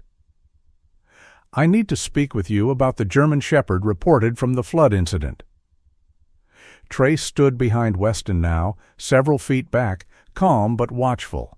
He did not bark. He did not crowd the doorway. His ears were forward, his tail low. Nora looked past Weston and saw him. Something in her face softened before the paperwork returned and closed over it. "May I come in?" Weston stepped aside. Piper remained at the kitchen table. She had placed both hands flat beside the papers, not touching them, grounding herself through the wood. Trace moved not to the door, not to Nora, but between Piper and the new body in the room, leaving a respectful distance. Nora noticed that too. Most people noticed loud things. Trace specialized in being quietly undeniable. Nora removed her gloves and held a thin folder against her coat. "I'm going to be direct. A hold flag came through the county system this morning. The dog's microchip is tied to an unresolved ownership and transfer file from a dissolved organization." "Bright path," Weston said. Her eyes flicked to him. "Yes?" "We already reported him. Dr. Venn scanned him. We have a health clearance and partial chip record." "I saw the report." Nora's voice was not unkind. "That's part of why I'm here in person instead of sending a notice." Piper looked at Nora's badge, then at the folder. "What does hold flag mean?" she asked. Nora turned slightly toward her, but did not step closer.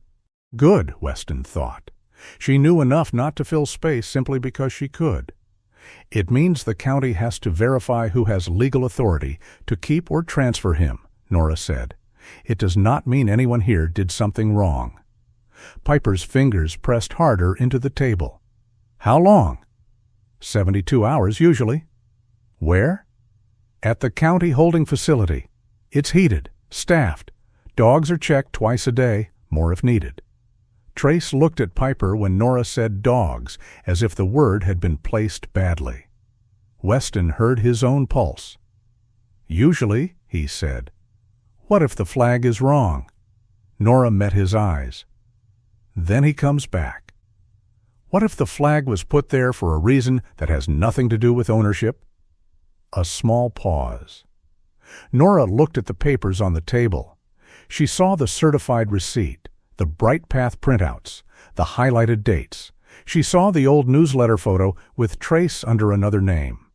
"I'm not here to investigate Desert Pine," she said carefully. "I didn't say Desert Pine." "No," she said, "you didn't." For a second, the room held two conversations, the one spoken aloud, and the one walking around beneath it with snow on its boots. Weston could feel the old machinery in himself beginning to wake. The part of him that knew how to stand so still the air changed around him. The part that could turn a room into a map of exits, obstacles, advantages. Nora Bell was not Garrett Hale. She was not polished glass and false concern. She was a woman holding a folder she clearly wished had belonged to someone else. Still, she had come to take Trace. The thought moved through Weston like a blade being drawn. Trace, who had steadied Piper through the generator's low growl. Trace, who had lowered his head before entering her space. Trace, who had made the cabin feel less like a bunker and more like a home learning to breathe. Piper's voice came thin. "He is not property." Nora's face changed, not enough for the uniform to fall away, but enough for the person inside it to show. "No," she said, "he isn't." "But the paper says he is." Nora looked down at her folder. "The paper says I have to verify where he belongs." Piper turned to Weston. He saw the question in her eyes before she found words for it. "Can you stop this?" The answer rose in him wild and immediate. Yes, he could refuse. He could demand a warrant, a supervisor, a judge, a different form, a higher office. He could make Nora Bell stand on the porch while he called every number in the county. He could let anger fill the cabin until even the walls remembered he had once been dangerous. And then Garrett Hale would have a new file. Uncooperative former serviceman. Emotional escalation, questionable home environment, concern regarding transfer suitability. Weston could see the words as clearly as if they had already been typed. That was the worst thing about systems like this. They did not need a man to fail. They only needed him to look like their prediction of him. Trace took one step toward Piper. No one had given him permission. No one needed to. He stopped at her knee and pressed his head lightly against the side of her leg. Piper inhaled once, sharp, then placed her hand on the broad, dark fur between his ears. Weston looked at them. His hand, still at his side, slowly unclenched. He turned to Nora. "You said 72 hours?" "Yes." "Can I bring his food, his blanket, Laurel's report?" "Yes, please do." "Can Piper say goodbye without being hurried?" Nora swallowed. "Yes." The old part of Weston hated the word goodbye. It was too large for 72 hours and too small for what it did to Piper's face. He signed the temporary custody form with a hand that felt carved from frozen wood. Nora did not rush them. That mattered. Weston went to the mudroom and filled a canvas bag with Trace's food, the old towel he favored, Laurel's report, and the leather collar tag information copied onto a card. He moved with rigid calm, the kind that made every object seem heavier. When he returned, Piper was sitting on the floor. Trace stood before her. Piper did not wrap her arms around his neck. She did not hold him the way people held animals in movies, claiming comfort by force. She placed both hands on either side of his ruff, open and careful, and leaned her forehead toward him. Trace leaned first. His forehead touched her chest, just below the collarbone, his body still, his breathing slow. Piper closed her eyes. For several seconds, the room became small enough to survive. Nora looked away. Weston saw that she looked away not because she was bored, but because she knew she had stepped into something sacred and had no right to stare. When Trace finally moved back, he turned his head toward Weston. Not confused, not accusing, checking. That was what undid Nora Bell. Weston saw it happen. The officer had expected resistance, perhaps tears, perhaps anger. She had not expected a dog being taken away to monitor the breathing of the person he was leaving behind. She had not expected discipline shaped like tenderness. Nora crouched slightly, holding the leash but not pulling. "He's trained." "Yes," Weston said. "More than basic obedience." "Yes?" This hold came through as unresolved property. He was never treated like property until today. Nora's jaw tightened. She clipped the leash to Trace's collar. Trace went with her, but at the door he turned once more. Piper raised one hand, fingers spread. He did not pull toward her. He simply looked, steady and bright-eyed, as if placing her in memory with the precision of a vow. Then Nora led him out into the falling snow. The county vehicle backed down the drive and disappeared between the pines. The cabin did not become empty. That would have been easier. It became wrong. The space where Trace had lain beside the stove looked too clean. Piper's blue rug looked too exposed. The low sounds of the house returned, heater, wind, settling wood. But without Trace's breathing among them, each sound seemed sharpened at the edges. Piper stood very still. Weston wanted to say, "He'll come back." He did not. Promises were dangerous when someone else held the lock. Instead, he said, "We'll document everything." Piper nodded once. Her face had gone pale in the way that meant she was holding too much inside. "Tea?" Weston asked, then hated himself for it. Tea was not wrong. It was just not enough. "Yes," Piper said. That surprised him. He made cinnamon tea. He prepared her headphones. He closed the curtains halfway to soften the light. He wrote down Nora's name, badge number, time of arrival, time of departure, the exact words on the hold notice. He did every practical thing. And for the rest of the afternoon, practicality stood in the house like a good soldier who did not know the war had moved elsewhere. The week of Piper's trial assessment at the library had already been difficult before Trace was taken. Without him, the days turned narrow. At the library, Mara dimmed the lights in the archive room and arranged the practice tasks in predictable order. She placed a handwritten sign on the door. Quiet assessment preparation. Please knock once. Do not enter until answered. The sign had Mara's personality all over it. Polite enough to be legal, stern enough to frighten a printer into obedience. Piper did well in short pieces. She sorted returned books by call number. She found a misplaced field guide in the wrong section. She answered 2 patron practice questions using her prepared cards. But every sudden sound found her faster. Paper sliding from a cart, a chair leg scraping, the far-off grind of a snowplow outside Cedar Street. Weston watched from a distance when Mara allowed it. He wore his navy blazer over a plain shirt, but the old combat watch remained on his wrist. His hands wanted to fix things. His feet wanted to pace. His voice wanted to call Nora every hour and demand proof that Trace had been fed, warmed, seen. He did call twice a day. Nora answered when she could. "He's calm," she said the first night. Ate most of his food. Ignored a beagle who was making poor life choices. Weston almost smiled. "Can Piper send something?" he asked. "A blanket? Note?" Notebook page. It would smell like home. Nora paused. "Bring it tomorrow." He did.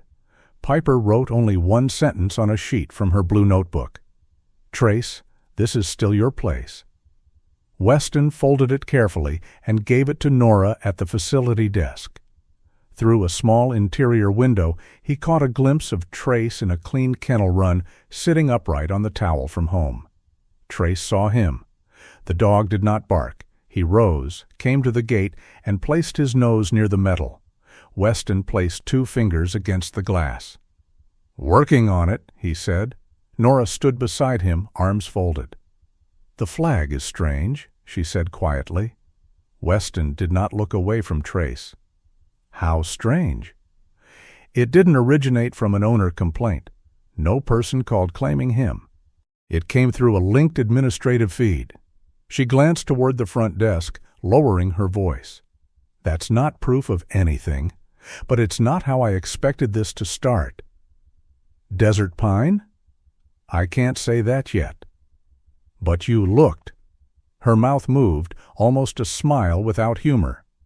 "I looked," Weston nodded. "Thank you." Nora studied Trace. "Don't thank me yet." The night before Piper's trial assessment, the storm inside the house finally broke. Not loudly. That would have been kinder, almost. It began after dinner. Piper had arranged her index cards for the next morning, then rearranged them, then rearranged the rearrangement. The heater ticked. Snow slid from the roof in soft thumps. A plow passed too close to the road, metal scraping pavement, the sound long and grinding and bright. Piper's hands went to her ears. Weston moved to get the headphones. "No," she said. He stopped. She stood, then sat, then stood again. Her breathing shortened. The room seemed to fill with invisible wires. Weston could see every tool and no answer. Tea on the counter. Weighted blanket folded on the chair. Schedule cards. Dimmer switch. White noise machine. All the right things. None of them Trace. Piper walked to her room and closed the door. Not hard. That made it worse. Weston stood in the hall with the headphones in one hand. The door between them was painted white. There was a small mark near the frame where he had once fixed the latch too tightly. Beyond it, he could hear movement. Not dangerous, not dramatic, only distress looking for a shape. He raised his hand to knock. Stopped. Trace would wait. The thought came so clearly that it felt less like memory and more like instruction. Weston lowered himself to the floor outside Piper's door.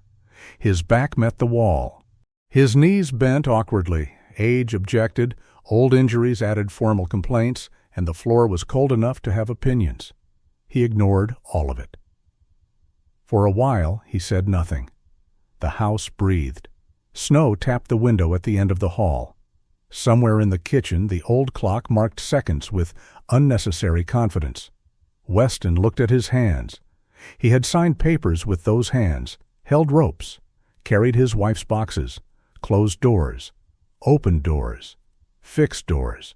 He had spent his life believing doors were problems of hinges and locks. This one required him not to open it. "Piper," he said at last, voice low. No answer. He swallowed. "I don't know how to say this right." Still no answer. His chest tightened, but he stayed. "I want to fix it," he said. "The papers, Trace, tomorrow, all of it. I want to fix it so badly I can feel my bones getting stupid." A small sound came from the other side. It might have been a breath. It might have been the room settling. He chose to treat it as permission. "But Trace doesn't fix by pushing," he continued.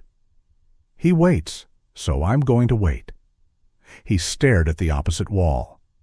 "I'm here," he said. "I'm not going anywhere."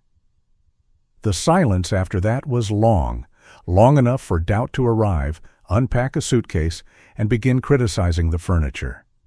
Weston stayed. After several minutes, paper slid beneath the door. A torn piece from Piper's blue notebook, one edge uneven. The pencil letters neat but pressed hard. "Saying that is acceptable." Weston read it once, then again. The words were not soft in the way other people might expect. They were not dramatic, not a movie line, not a sudden cure. They were Piper's language, precise, measured, honest. His throat worked. He placed his palm flat on the floor beside the note, not touching the door, not asking for more. "Thank you," he said. A moment passed. Another piece of paper appeared. Trace would sit there too. Weston looked at the sentence until the letters blurred.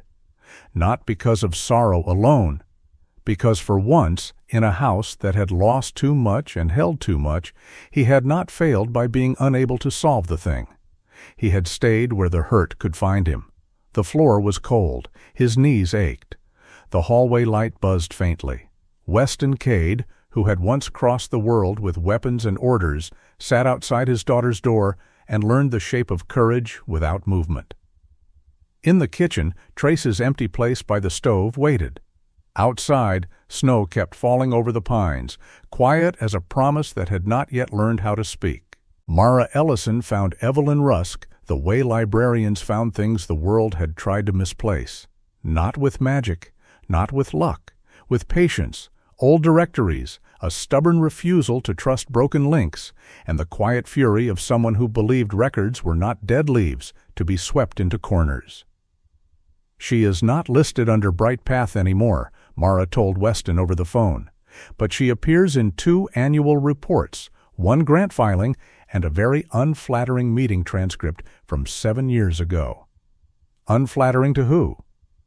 Everyone who deserved it. Weston stood in his kitchen with the phone pressed to his ear, looking at Trace's empty place by the stove.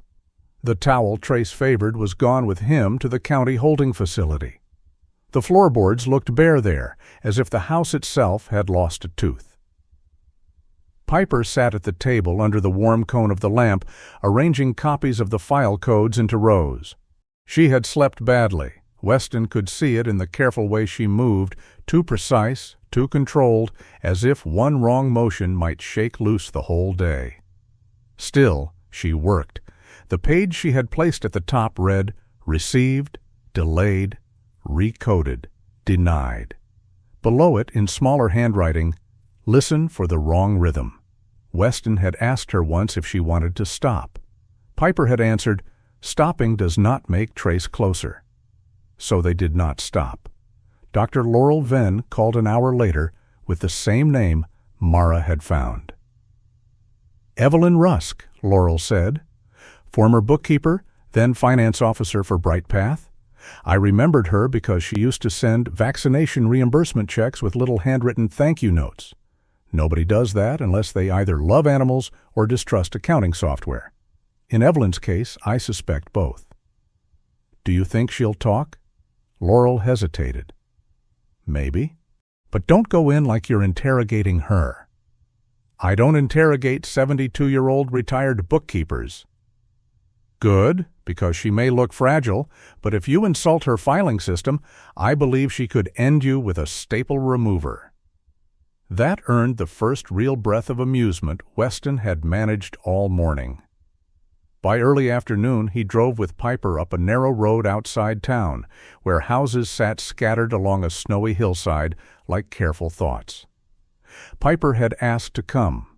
Weston had almost argued, because the morning had already stretched her thin, but she had placed Laurel's printed report into the folder and said, "Evelyn knew Trace before he was Trace." There was no answer to that. Evelyn Rusk lived in a pale yellow house with white trim and a porch that faced the pines. Dry geranium pots sat beneath the windows, brown stems upright in frozen soil, stubborn as little flags planted against winter. The curtains were lace. The walkway had been cleared with care. A wind chime hung near the door, silent under a cap of snow. Weston knocked. For a long moment, no one came. Then the door opened a chain's width. Evelyn Rusk looked out with pale blue eyes behind thin wire glasses. Her white hair was pinned low at the back of her head. She was small, wrapped in a cream cardigan, but her posture held an old ledger's discipline, upright, narrow, exact. "Mr. Cade?" she asked. "Yes, ma'am." "And Piper?" Piper nodded once, looking at the brass number plate on the door instead of Evelyn's face. Evelyn's eyes moved to the folder in Weston's hand. "I told Dr. Venn I don't have anything useful." "You haven't seen what we found," Weston said. "I have seen plenty," Evelyn replied. "That is the problem." The door did not open farther. Weston could feel Piper beside him, silent but tense. Snow slid from the porch roof in a soft rush. Somewhere down the hill, a dog barked twice, then reconsidered the weather and stopped. Weston took out the printed photograph from the Bright Path newsletter, the one showing Trace when he had been called Ranger, sitting beside Douglas Harlan on a sunlit porch. He held it up, not pushing it toward her, just letting her decide whether to look. Evelyn's expression did not change quickly. It changed slowly, which was worse. Her eyes fixed on the dog, on the dark curved mark across his left shoulder, on the amber gaze that seemed to wait for permission even through old newsprint. "Oh," she said. The word was very small. Her hand went to the doorframe. "That's Ranger." Piper's fingers tightened around her notebook. "His name is Trace now," she said. Evelyn looked at her then, not sharply, not correcting, just listening. "Then he has been found twice," she said. The chain came off the door. Inside, the house smelled of lemon oil, old paper, and tea gone cool in porcelain cups. The living room was warm, crowded with bookshelves, framed photos, and small ceramic dogs lined along the mantel. Nothing looked expensive. Everything looked kept. Evelyn led them to a dining table already covered in newspaper clippings and a large tin box the color of faded blue paint. She touched the lid, but did not open it right away. "I left Bright Path before the final transfer," she said. "Not because I wanted to, because I had become inconvenient." Mara would have loved her immediately, Weston thought. Evelyn sat. Her hands rested on the tin. "Bright Path was not perfect," she continued. "No charity is. Kindness becomes paperwork the moment money enters the room. But it began with good bones. Dogs were trained carefully. Families were screened. Trusts and donor funds were restricted, not pooled into some vague miracle basket." She looked at the photograph again. Ranger was one of our best. Calm enough for a courtroom. Smart enough to ignore a fool, which in nonprofit administration is an essential skill. Piper almost smiled. Evelyn opened the tin. Inside were folders, bank copies, old letters, and several photographs wrapped in tissue. Weston did not reach for anything until she handed it to him. That seemed important. These were not simply documents. They were remains of promises. Evelyn found the folder marked Harlan Tonge Ranger. "The Harlan family established a restricted care trust," she said. "Veterinary care, transition training, placement assessment. If the original beneficiary passed or the household could no longer keep Ranger, he was to be evaluated for transfer to another qualified adult, with preference for veteran-connected families and adults needing sensory support." "Piper qualifies," Weston said. Evelyn's eyes moved to Piper. Piper did not speak. She opened her notebook and showed the page where she had written, "Trace helps with grounding pressure. Trace waits. Trace does not push." Evelyn read it. Then she looked away for a moment toward the window where snow brightened the glass. "Then yes," she said, "she may qualify." "May?" The word was careful, but it was not cold. It respected the fact that Piper was a person, not a conclusion. Evelyn gave Weston copies of the trust summary, the original transfer terms, and an internal list showing Ranger's file had been sent for eligibility verification after Bright Path dissolved. At the bottom of the final page was a routing stamp, Desert Pine Disability Services Office. Weston felt the air in the room tighten. Evelyn saw it. That office inherited pieces it was never prepared to carry. Garrett Hale reviewed it. At the name, Evelyn's mouth went flat. "You know him." "I know the type." "That's not the same." "No," she said. "It is worse. Types multiply." She closed the folder, then reopened it, as though making one more decision. "Paper can prove what should have happened. It cannot prove why it did not. For that, you need the machine." "The machine?" "The system logs, the timing, who entered what and when." Piper lifted her head. Timing, she said. Evelyn nodded. Yes, if the rhythm is wrong, ask who changed the music. The sentence landed in the room like a key placed on a table. Evelyn wrote a name on the back of an old envelope. Elias Brenner. He worked IT at Desert Pine before he retired, she said. Or before they encouraged him to retire, depending on who was telling the story. He complained about improper code changes. Nobody enjoyed that, especially the people changing them. Weston took the envelope. Will he talk? Evelyn's eyes sharpened. Bring coffee, not the polite kind. Elias Brenner lived in a house that seemed to have been assembled from weathered lumber, radio antennas, and suspicion. It sat at the end of a plowed lane where the snowbanks rose higher than the mailbox. A cluster of wires ran along the porch ceiling. 2 old satellite dishes leaned against the shed like metal mushrooms. The doorbell did not work, but a handwritten note beside it read, "Knock like you mean it. Do not use the window." Weston knocked. A voice inside barked, "If you're selling internet, I already hate you." "Not selling anything," Weston called. The door opened to reveal a thin man with salt and pepper hair pointing in several directions at once. Elias Brenner wore a blue-black flannel shirt, old jeans, thick socks, and one slipper that did not match the other. Square glasses sat low on his nose. He held a coffee mug with the words, "I backed it up before you lied," printed on it. His eyes moved from Weston to Piper to the folder. "Evelyn sent you." "Yes." "She's still mad?" "At who?" "Good answer. Come in."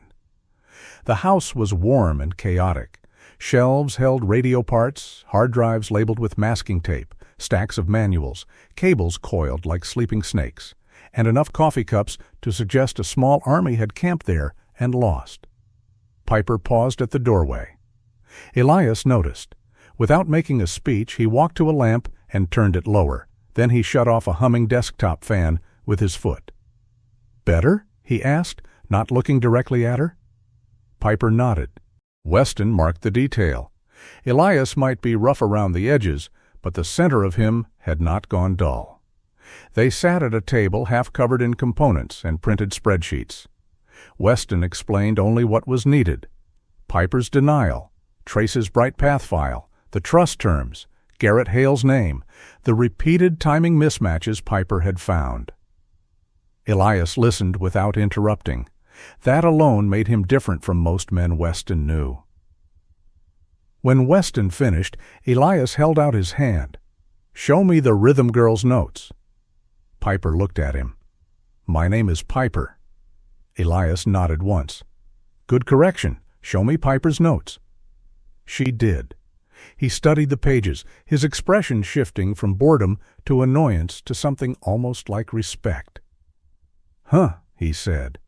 Piper waited. "Huh good or huh bad?" Weston asked. "Huh human," Elias said. "Computers make mistakes in boring ways. People make mistakes with personality." He stood, shuffled to a cabinet, and unlocked it with a key from his pocket. From inside he took a small orange USB drive attached to a metal key ring. It looked unimpressive, almost silly, like something given away at a conference no one enjoyed. "I kept audit exports," he said. Weston stared at him. "Should you have?" Elias snorted. "Should they have ignored audit warnings? We can build a chapel to should, Mr. Cade, but nobody useful will worship there." He plugged the drive into an old laptop not connected to the internet. Lines of data appeared. Dates, user permissions, status codes, batch updates, administrative overrides. Elias pointed with one blunt finger. "Here, intake received. Here, queue delay. Here, manual status change after hours. Late submission, missing certificate, no eligible beneficiary." Different cases, same dance. Piper leaned closer, then stopped herself before crossing into the bright glare of the screen. Elias turned the laptop slightly and reduced the brightness without being asked. She studied it. "That is the same rhythm," she said. "Yes," Elias replied. And it's ugly? Who? Elias clicked through a filtered view. Administrative access tied to a supervisor credential, initials GH in the export notes. In the formal system, it would show full account mapping. This is an old audit copy, but enough to show the pattern existed. Garrett Hale, Weston said. Your words, Elias said. But yes. The room seemed to become smaller around the laptop. Elias leaned back. He wasn't taking money into a suitcase, if that's what you're thinking. This is cleaner and meaner. You deny enough expensive cases, delay enough restricted funds, freeze enough transfers, and the office reports lower disbursement rates. Budget looks stable. Management looks efficient. Everybody claps. Nobody asks which doors stayed closed. Weston thought of Garrett's polished phrases. Program sustainability, standardized conditions, misuse prevention. He had not been speaking policy. He had been reciting camouflage. Piper wrote in her notebook, "Clean numbers can be dirty." Elias saw it and made a sound that was almost a laugh. Put that on a government building. Weston looked at the screen again. He had known anger in hot forms and cold forms.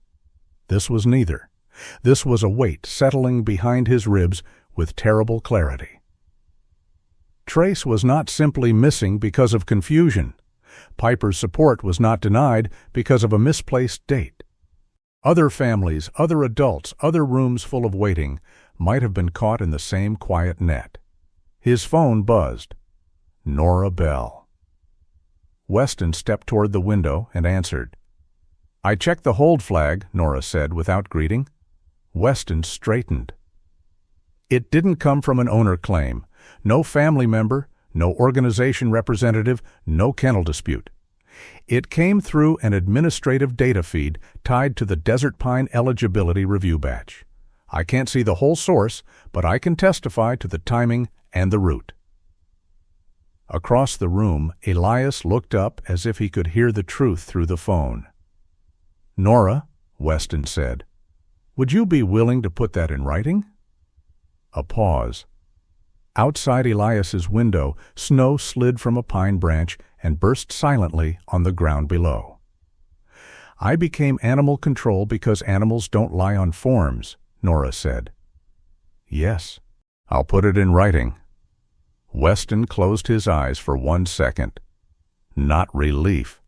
Not yet. A door opening somewhere in the storm. When he returned to the table, Piper had arranged the printed pages into 3 columns. Trace, Piper, others. That last column was the one that stopped him. Others? He asked. Piper pointed to Elias's audit export. Several case numbers bore the same after-hours changes, the same unfavorable codes, the same delayed entries. These are not us, she said. No, they were not.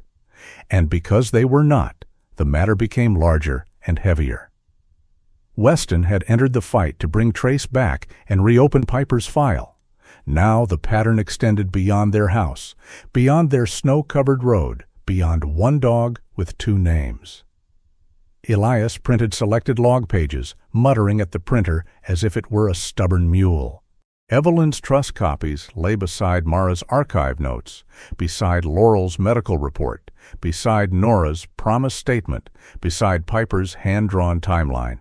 No single page told the story. Together, they began to speak. That night, Weston and Piper returned home under a sky sharp with stars. The snow along the roadside glowed blue-white in the truck headlights. Piper held the folder on her lap with both hands, as if it were fragile and hot at the same time. At the cabin, the first thing she did was place the new pages on the kitchen table. The second thing she did was look toward Trace's empty place by the stove. Weston saw it. He'll know we kept working, he said. Piper did not answer right away. Then she sat, opened her notebook, and began drawing the timelines again. Her hair caught the light from the lamp, a narrow silver edge against the dark window. Outside, snow pressed softly against the glass. Inside, the papers waited in rows, like witnesses summoned from sleep. Weston stood across from her. For years, he had believed Piper needed to be protected from the battle. Now he understood she had heard the first crack in the ice before any of them. "What are you doing?" he asked.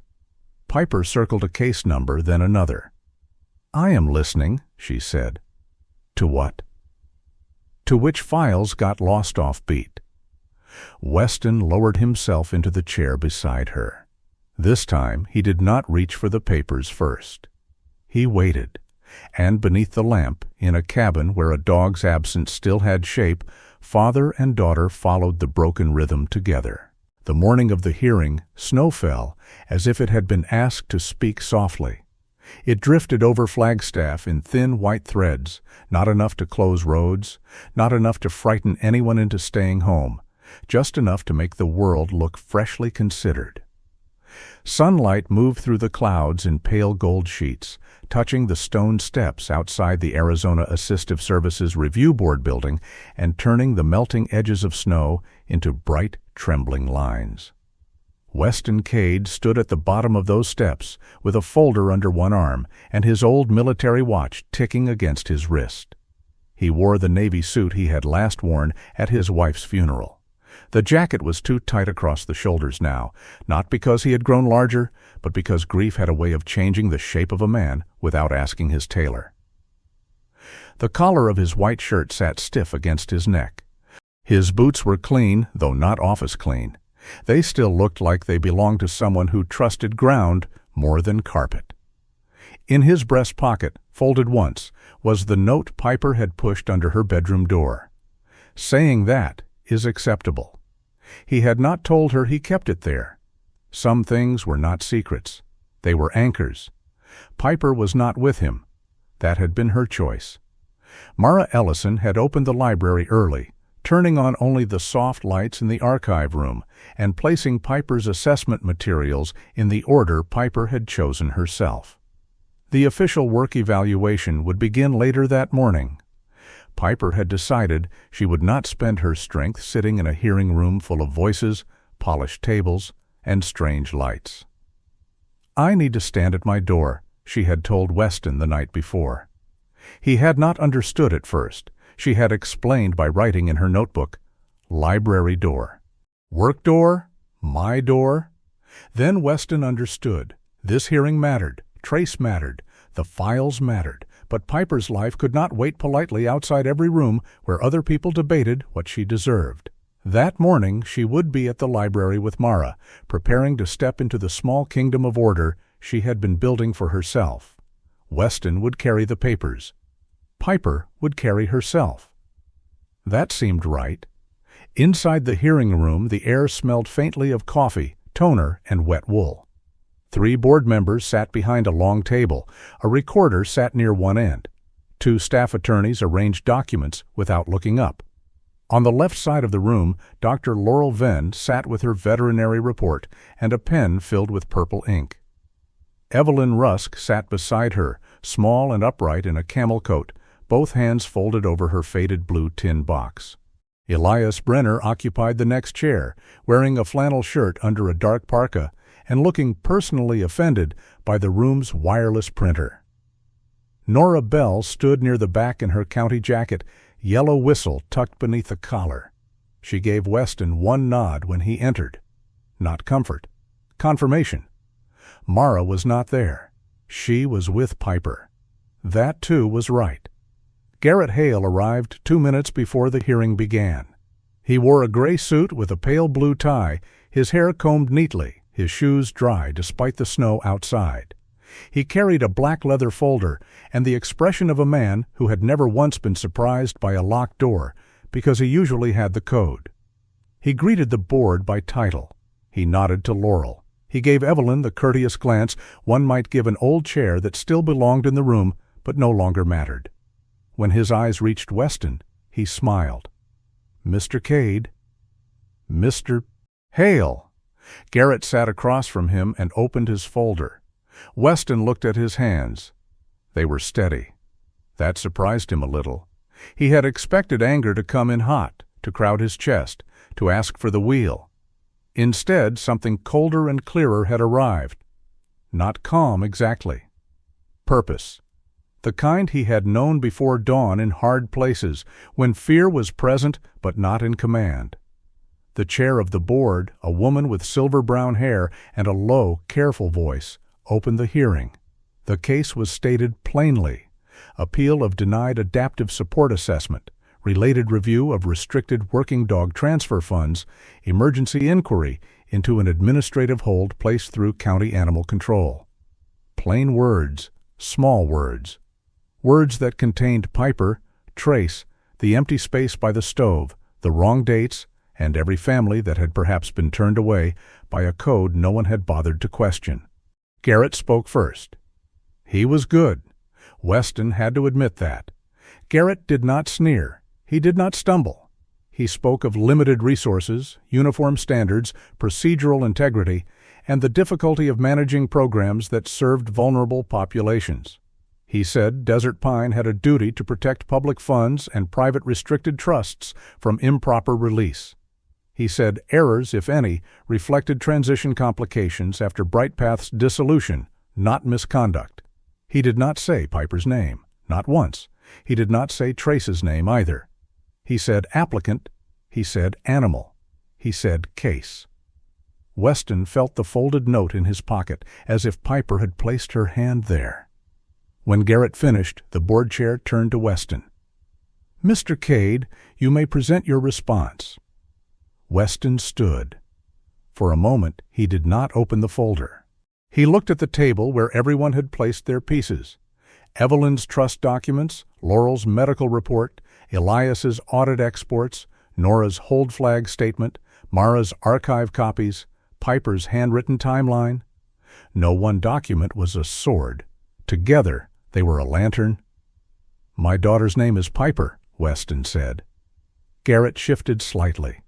Weston continued, voice low and even. "The dog's name is Trace. Before that, he was Ranger. The people who trained him knew his name. The family who planned for his care knew his name. My daughter knew he understood space before any of us knew what his record said." He placed the first document on the table. "This is the certified receipt showing Piper's request was submitted on time." Then the denial. "This is the letter saying it was late." He did not rush. He did not dramatize. He set each page down the way Piper had taught him, in order, by rhythm. "This is Dr. Venn's report showing Trace has trained grounding behaviors consistent with a sensory support working dog." Laurel nodded once when the board chair glanced her way. "This is the Bright Path Trust summary from Evelyn Rusk. It says Ranger, now Trace, was to be evaluated for transfer to another qualified adult if the original family could no longer keep him. It specifically names adult sensory support and veteran-connected households as priority categories." Evelyn's fingers tightened around the handle of the tin box. "This is the route showing the trust review went through Desert Pine." He placed Elias's log printouts next. "These are audit exports showing multiple files received on time or awaiting trust review, later changed to unfavorable status codes after hours. Late submission, missing certificate, no eligible beneficiary." Elias leaned forward. "Administrative override patterns, to be exact." The board chair allowed it. "You'll have time to clarify, Mr. Brenner." Weston placed Nora's statement last. "And this is Deputy Bell's statement. The animal control hold on Trace did not come from an owner complaint. It came through a linked administrative data feed connected to the Desert Pine eligibility batch." Nora's face remained still, but her eyes did not leave Garrett. Weston finally looked at the board. "I am not here to call Mr. Hale names. I am here because the records show a pattern. People who needed help became late submissions. Dogs with support funds became animals with no eligible beneficiary. A working dog was removed from a household not because someone claimed him, but because a code told a good officer to treat him like misplaced property." He paused. The room seemed to draw inward. Then Weston said, "Mr. Hale turned people who needed help into system errors." No one spoke. Even Elias stopped frowning at the printer. The board began its questions. Laurel explained Trace's training in clean, careful language. She described the difference between obedience and sensory support work, between a dog that followed commands and a dog conditioned to recognize changes in breathing, posture, and distress signals. She did not call Trace miraculous. She called him trained, suitable for temporary working status, and worthy of proper review. Evelyn opened the tin box and produced original copies, bank confirmations, old correspondence, and the restricted trust terms. Her voice trembled once, but not from uncertainty. "Ranger was never meant to be warehoused," she said. "He was never meant to vanish into a closed program's leftovers. The money attached to his care was not general funding. It had a purpose." Elias explained the logs with less poetry and more irritation. "Computers don't decide to stay late and change codes after business hours," he said. "A user with the right access does that, repeatedly, with patterns. If this were one case, I'd call it sloppy. This is not one case." Garrett's attorney objected to speculation. Elias shrugged. "Then call it math. Math is less fun, but harder to intimidate." Nora testified last. She described the hold flag, its route, its lack of a direct owner complaint, and the unusual timing. Her voice remained steady, but Weston heard the edge beneath it. "I acted according to county procedure," she said, "but the procedure was triggered by information that did not originate the way a normal ownership dispute does. The dog's behavior also indicated advanced support training. I believed the hold required review." Garrett listened with his hands folded. When the board turned to him, he did what men like him did when clean rooms grew smoky. He blamed the system. He said Bright Path records had been incomplete. He said staff shortages led to delays. He said after-hours code changes could reflect backlog management. He said fiscal discipline was not cruelty. He said no single applicant could be allowed to override program integrity. Again, no names, no Piper, no Trace. The board chair asked, "Mr. Hale, did you personally review the Cade adaptive support file?" "Yes." "Did you personally review the Ranger restricted trust transfer status?" Garrett hesitated. "As part of a batch review." "Did you personally authorize or approve code changes affecting either status?" "I followed standard review practice." Elias made a small sound that might have been a cough if anyone were feeling charitable. The board chair looked down at the log. "That was not my question." Garrett's smile thinned. The winter light shifted outside, brightening the window behind the board. Snow slid from the ledge in a soft collapse. For a strange second, Weston thought of the flooded wash, the old pickup, Trace standing on the roof and waiting for a decision. Some moments returned wearing different clothes. Water then, paper now. Both could carry a life away if no one stepped in. The board called a recess. Weston stood near the window while the members reviewed documents in a side room. His phone buzzed. A message from Mara. "Piper is in the archive room. She arranged the carts herself. She asks whether snow is still falling where you are." Weston looked outside. "Yes," he typed. "Light snow. Tell her it is staying in order." A minute later, Mara replied. She says snow rarely obeys, but appreciates the compliment. Weston read the message twice. He smiled. Not much. Enough. When the board returned, the room seemed to tighten around every chair. The decision was read in formal language, but Weston heard the living heart beneath it. Trace was to be released immediately from county hold. His prior Bright Path training status would be restored temporarily, pending a formal transfer assessment. The restricted care trust would be frozen from further adverse classification until reviewed by an independent fiduciary. Desert Pine was ordered to reopen Piper Cade's adaptive support file under timely submitted status. A broader audit would begin on all related after-hours administrative overrides under Garrett Hale's supervision. And until that audit concluded, Desert Pine was to suspend any performance review metric tied to reduced disbursement or denial rates in adaptive support cases. Garrett sat very still. For the first time since Weston had known him, he looked less like a man behind glass and more like a man who had discovered glass could crack. Weston did not celebrate. The room did not need triumph. It needed air. He gathered the papers slowly, each one returned to its place. Evelyn closed her tin box with both hands. Laurel touched Weston's shoulder once. Elias muttered, "Well, that was almost useful," which in his language sounded close to a hymn. Nora stepped beside Weston near the door. "I'll call the facility," she said. "They'll have him ready."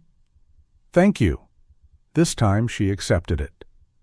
Weston drove to the county holding facility through thinning snow. The road gleamed wet under the pale sun. He parked crooked, noticed, corrected it for Piper's sake, though she was not there, and went inside. Trace was waiting. A staff member led him out on a plain leash. His fur had been brushed. His old leather collar sat around his neck, the faded BPWD tag cleaned as much as age allowed. His ears were high. The small notch on the right one gave him the look of a dignified general who had survived both battle and bureaucracy with equal disapproval. Trace saw Weston and stopped. Then his tail moved once, not wildly. Trace was not that sort of dog. Weston crouched. "Morning," he said. Trace stepped forward and pressed his head briefly against Weston's chest. It was not the same way he had leaned into Piper. This was different, briefer, stronger, almost a report. Still here. Weston put one hand in the thick fur at his neck. "You took your time," he said.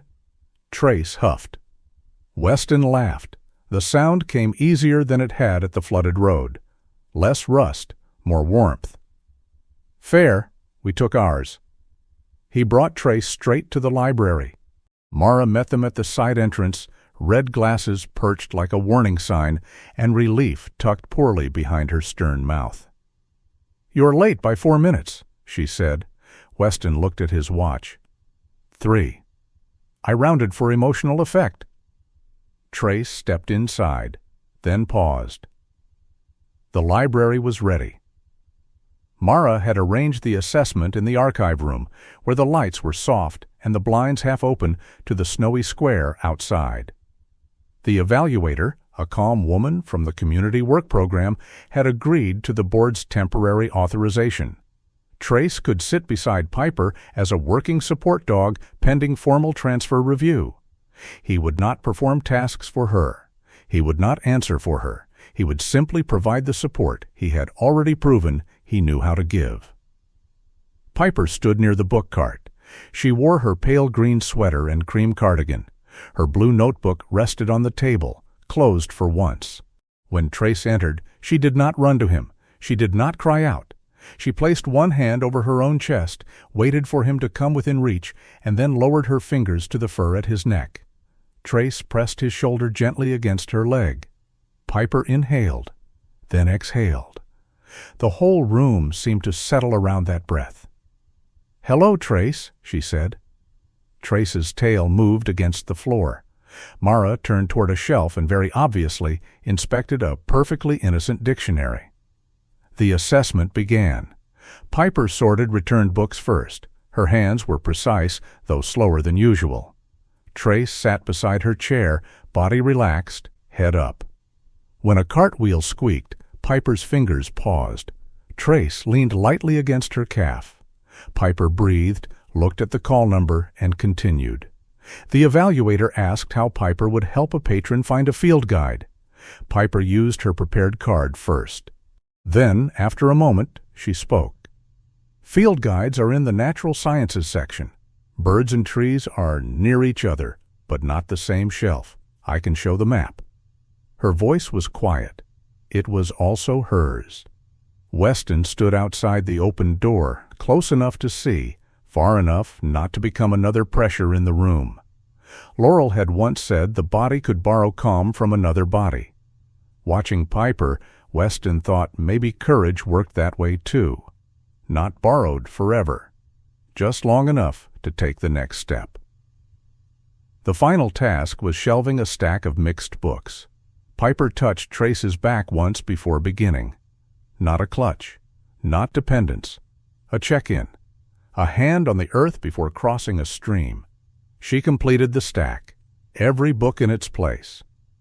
When the evaluator smiled and said, "That's all for today," Piper looked first at the shelves, then at Mara, then at Trace. Only after that did she look at Weston. They walked out together into the main reading room. Snowlight filled the tall windows. Books rested in their rows like quiet witnesses. A few patrons looked up, then looked away, with the respectful instinct people sometimes found in libraries and lost everywhere else. Piper stopped in front of Weston. Trace stood beside her. "I finished," she said. "You did." "I used the card." "I saw." "I spoke 2 answers." "I heard." Piper's fingers moved once against Trace's collar. Then she said, "I was not afraid because Trace was there." Weston felt the words enter him, not as praise, as mercy. His eyes burned before he could command them not to. The old instinct rose. Turn away, swallow it, become stone, protect the room from the weather inside him. But Piper was watching. Trace was watching. Mara, from behind the desk, was pretending not to watch with the intensity of a hawk guarding a nest. Weston let the tears come. Quietly. No collapse, no apology. Just water finally finding a path through ground that had been frozen too long. Piper studied his face, not alarmed. Curious. "You are crying," she said. "Yes?" "Because bad?" Weston shook his head. "Because good is heavy, too." Piper considered that. Then she nodded. "Yes, it is." Trace sat between them, tail sweeping once across the library floor. Weston lowered one hand. Piper did not take it, not exactly. She placed her fingers briefly against his knuckles, then let go. For Piper, that was a sentence. Mara cleared her throat. "If everyone has finished rearranging the emotional architecture of my library," she said, voice suspiciously uneven, "there is tea in the staff room." Elias would have called that almost useful. Laurel would have called it grounding. Evelyn might have called it a promise kept. Weston had no name for it yet. Outside, the snow continued to fall over Flagstaff, softening roofs, brightening sidewalks, laying white along the branches of the pines. It did not erase the tracks leading to the library door. It made them shine. Trace leaned against Piper's leg. Piper stood beside her father. And Weston, who had spent years believing love had to be a wall, finally understood that sometimes love was a door held open long enough for someone to walk through by their own strength. Sometimes love does not arrive as a perfect speech or a grand rescue. Sometimes it comes quietly, like a dog waiting beside a frightened heart, or a father learning to stay instead of trying to fix everything. Weston, Piper, and Trace remind us that healing often begins when someone finally makes room for us to breathe. And perhaps grace is found there too, not always in thunder, but in small mercies. A door held open, a truth restored, a loyal soul returning home through the snow. May you remember in your own difficult season that you are not just a case, a number, or a mistake in someone else's system.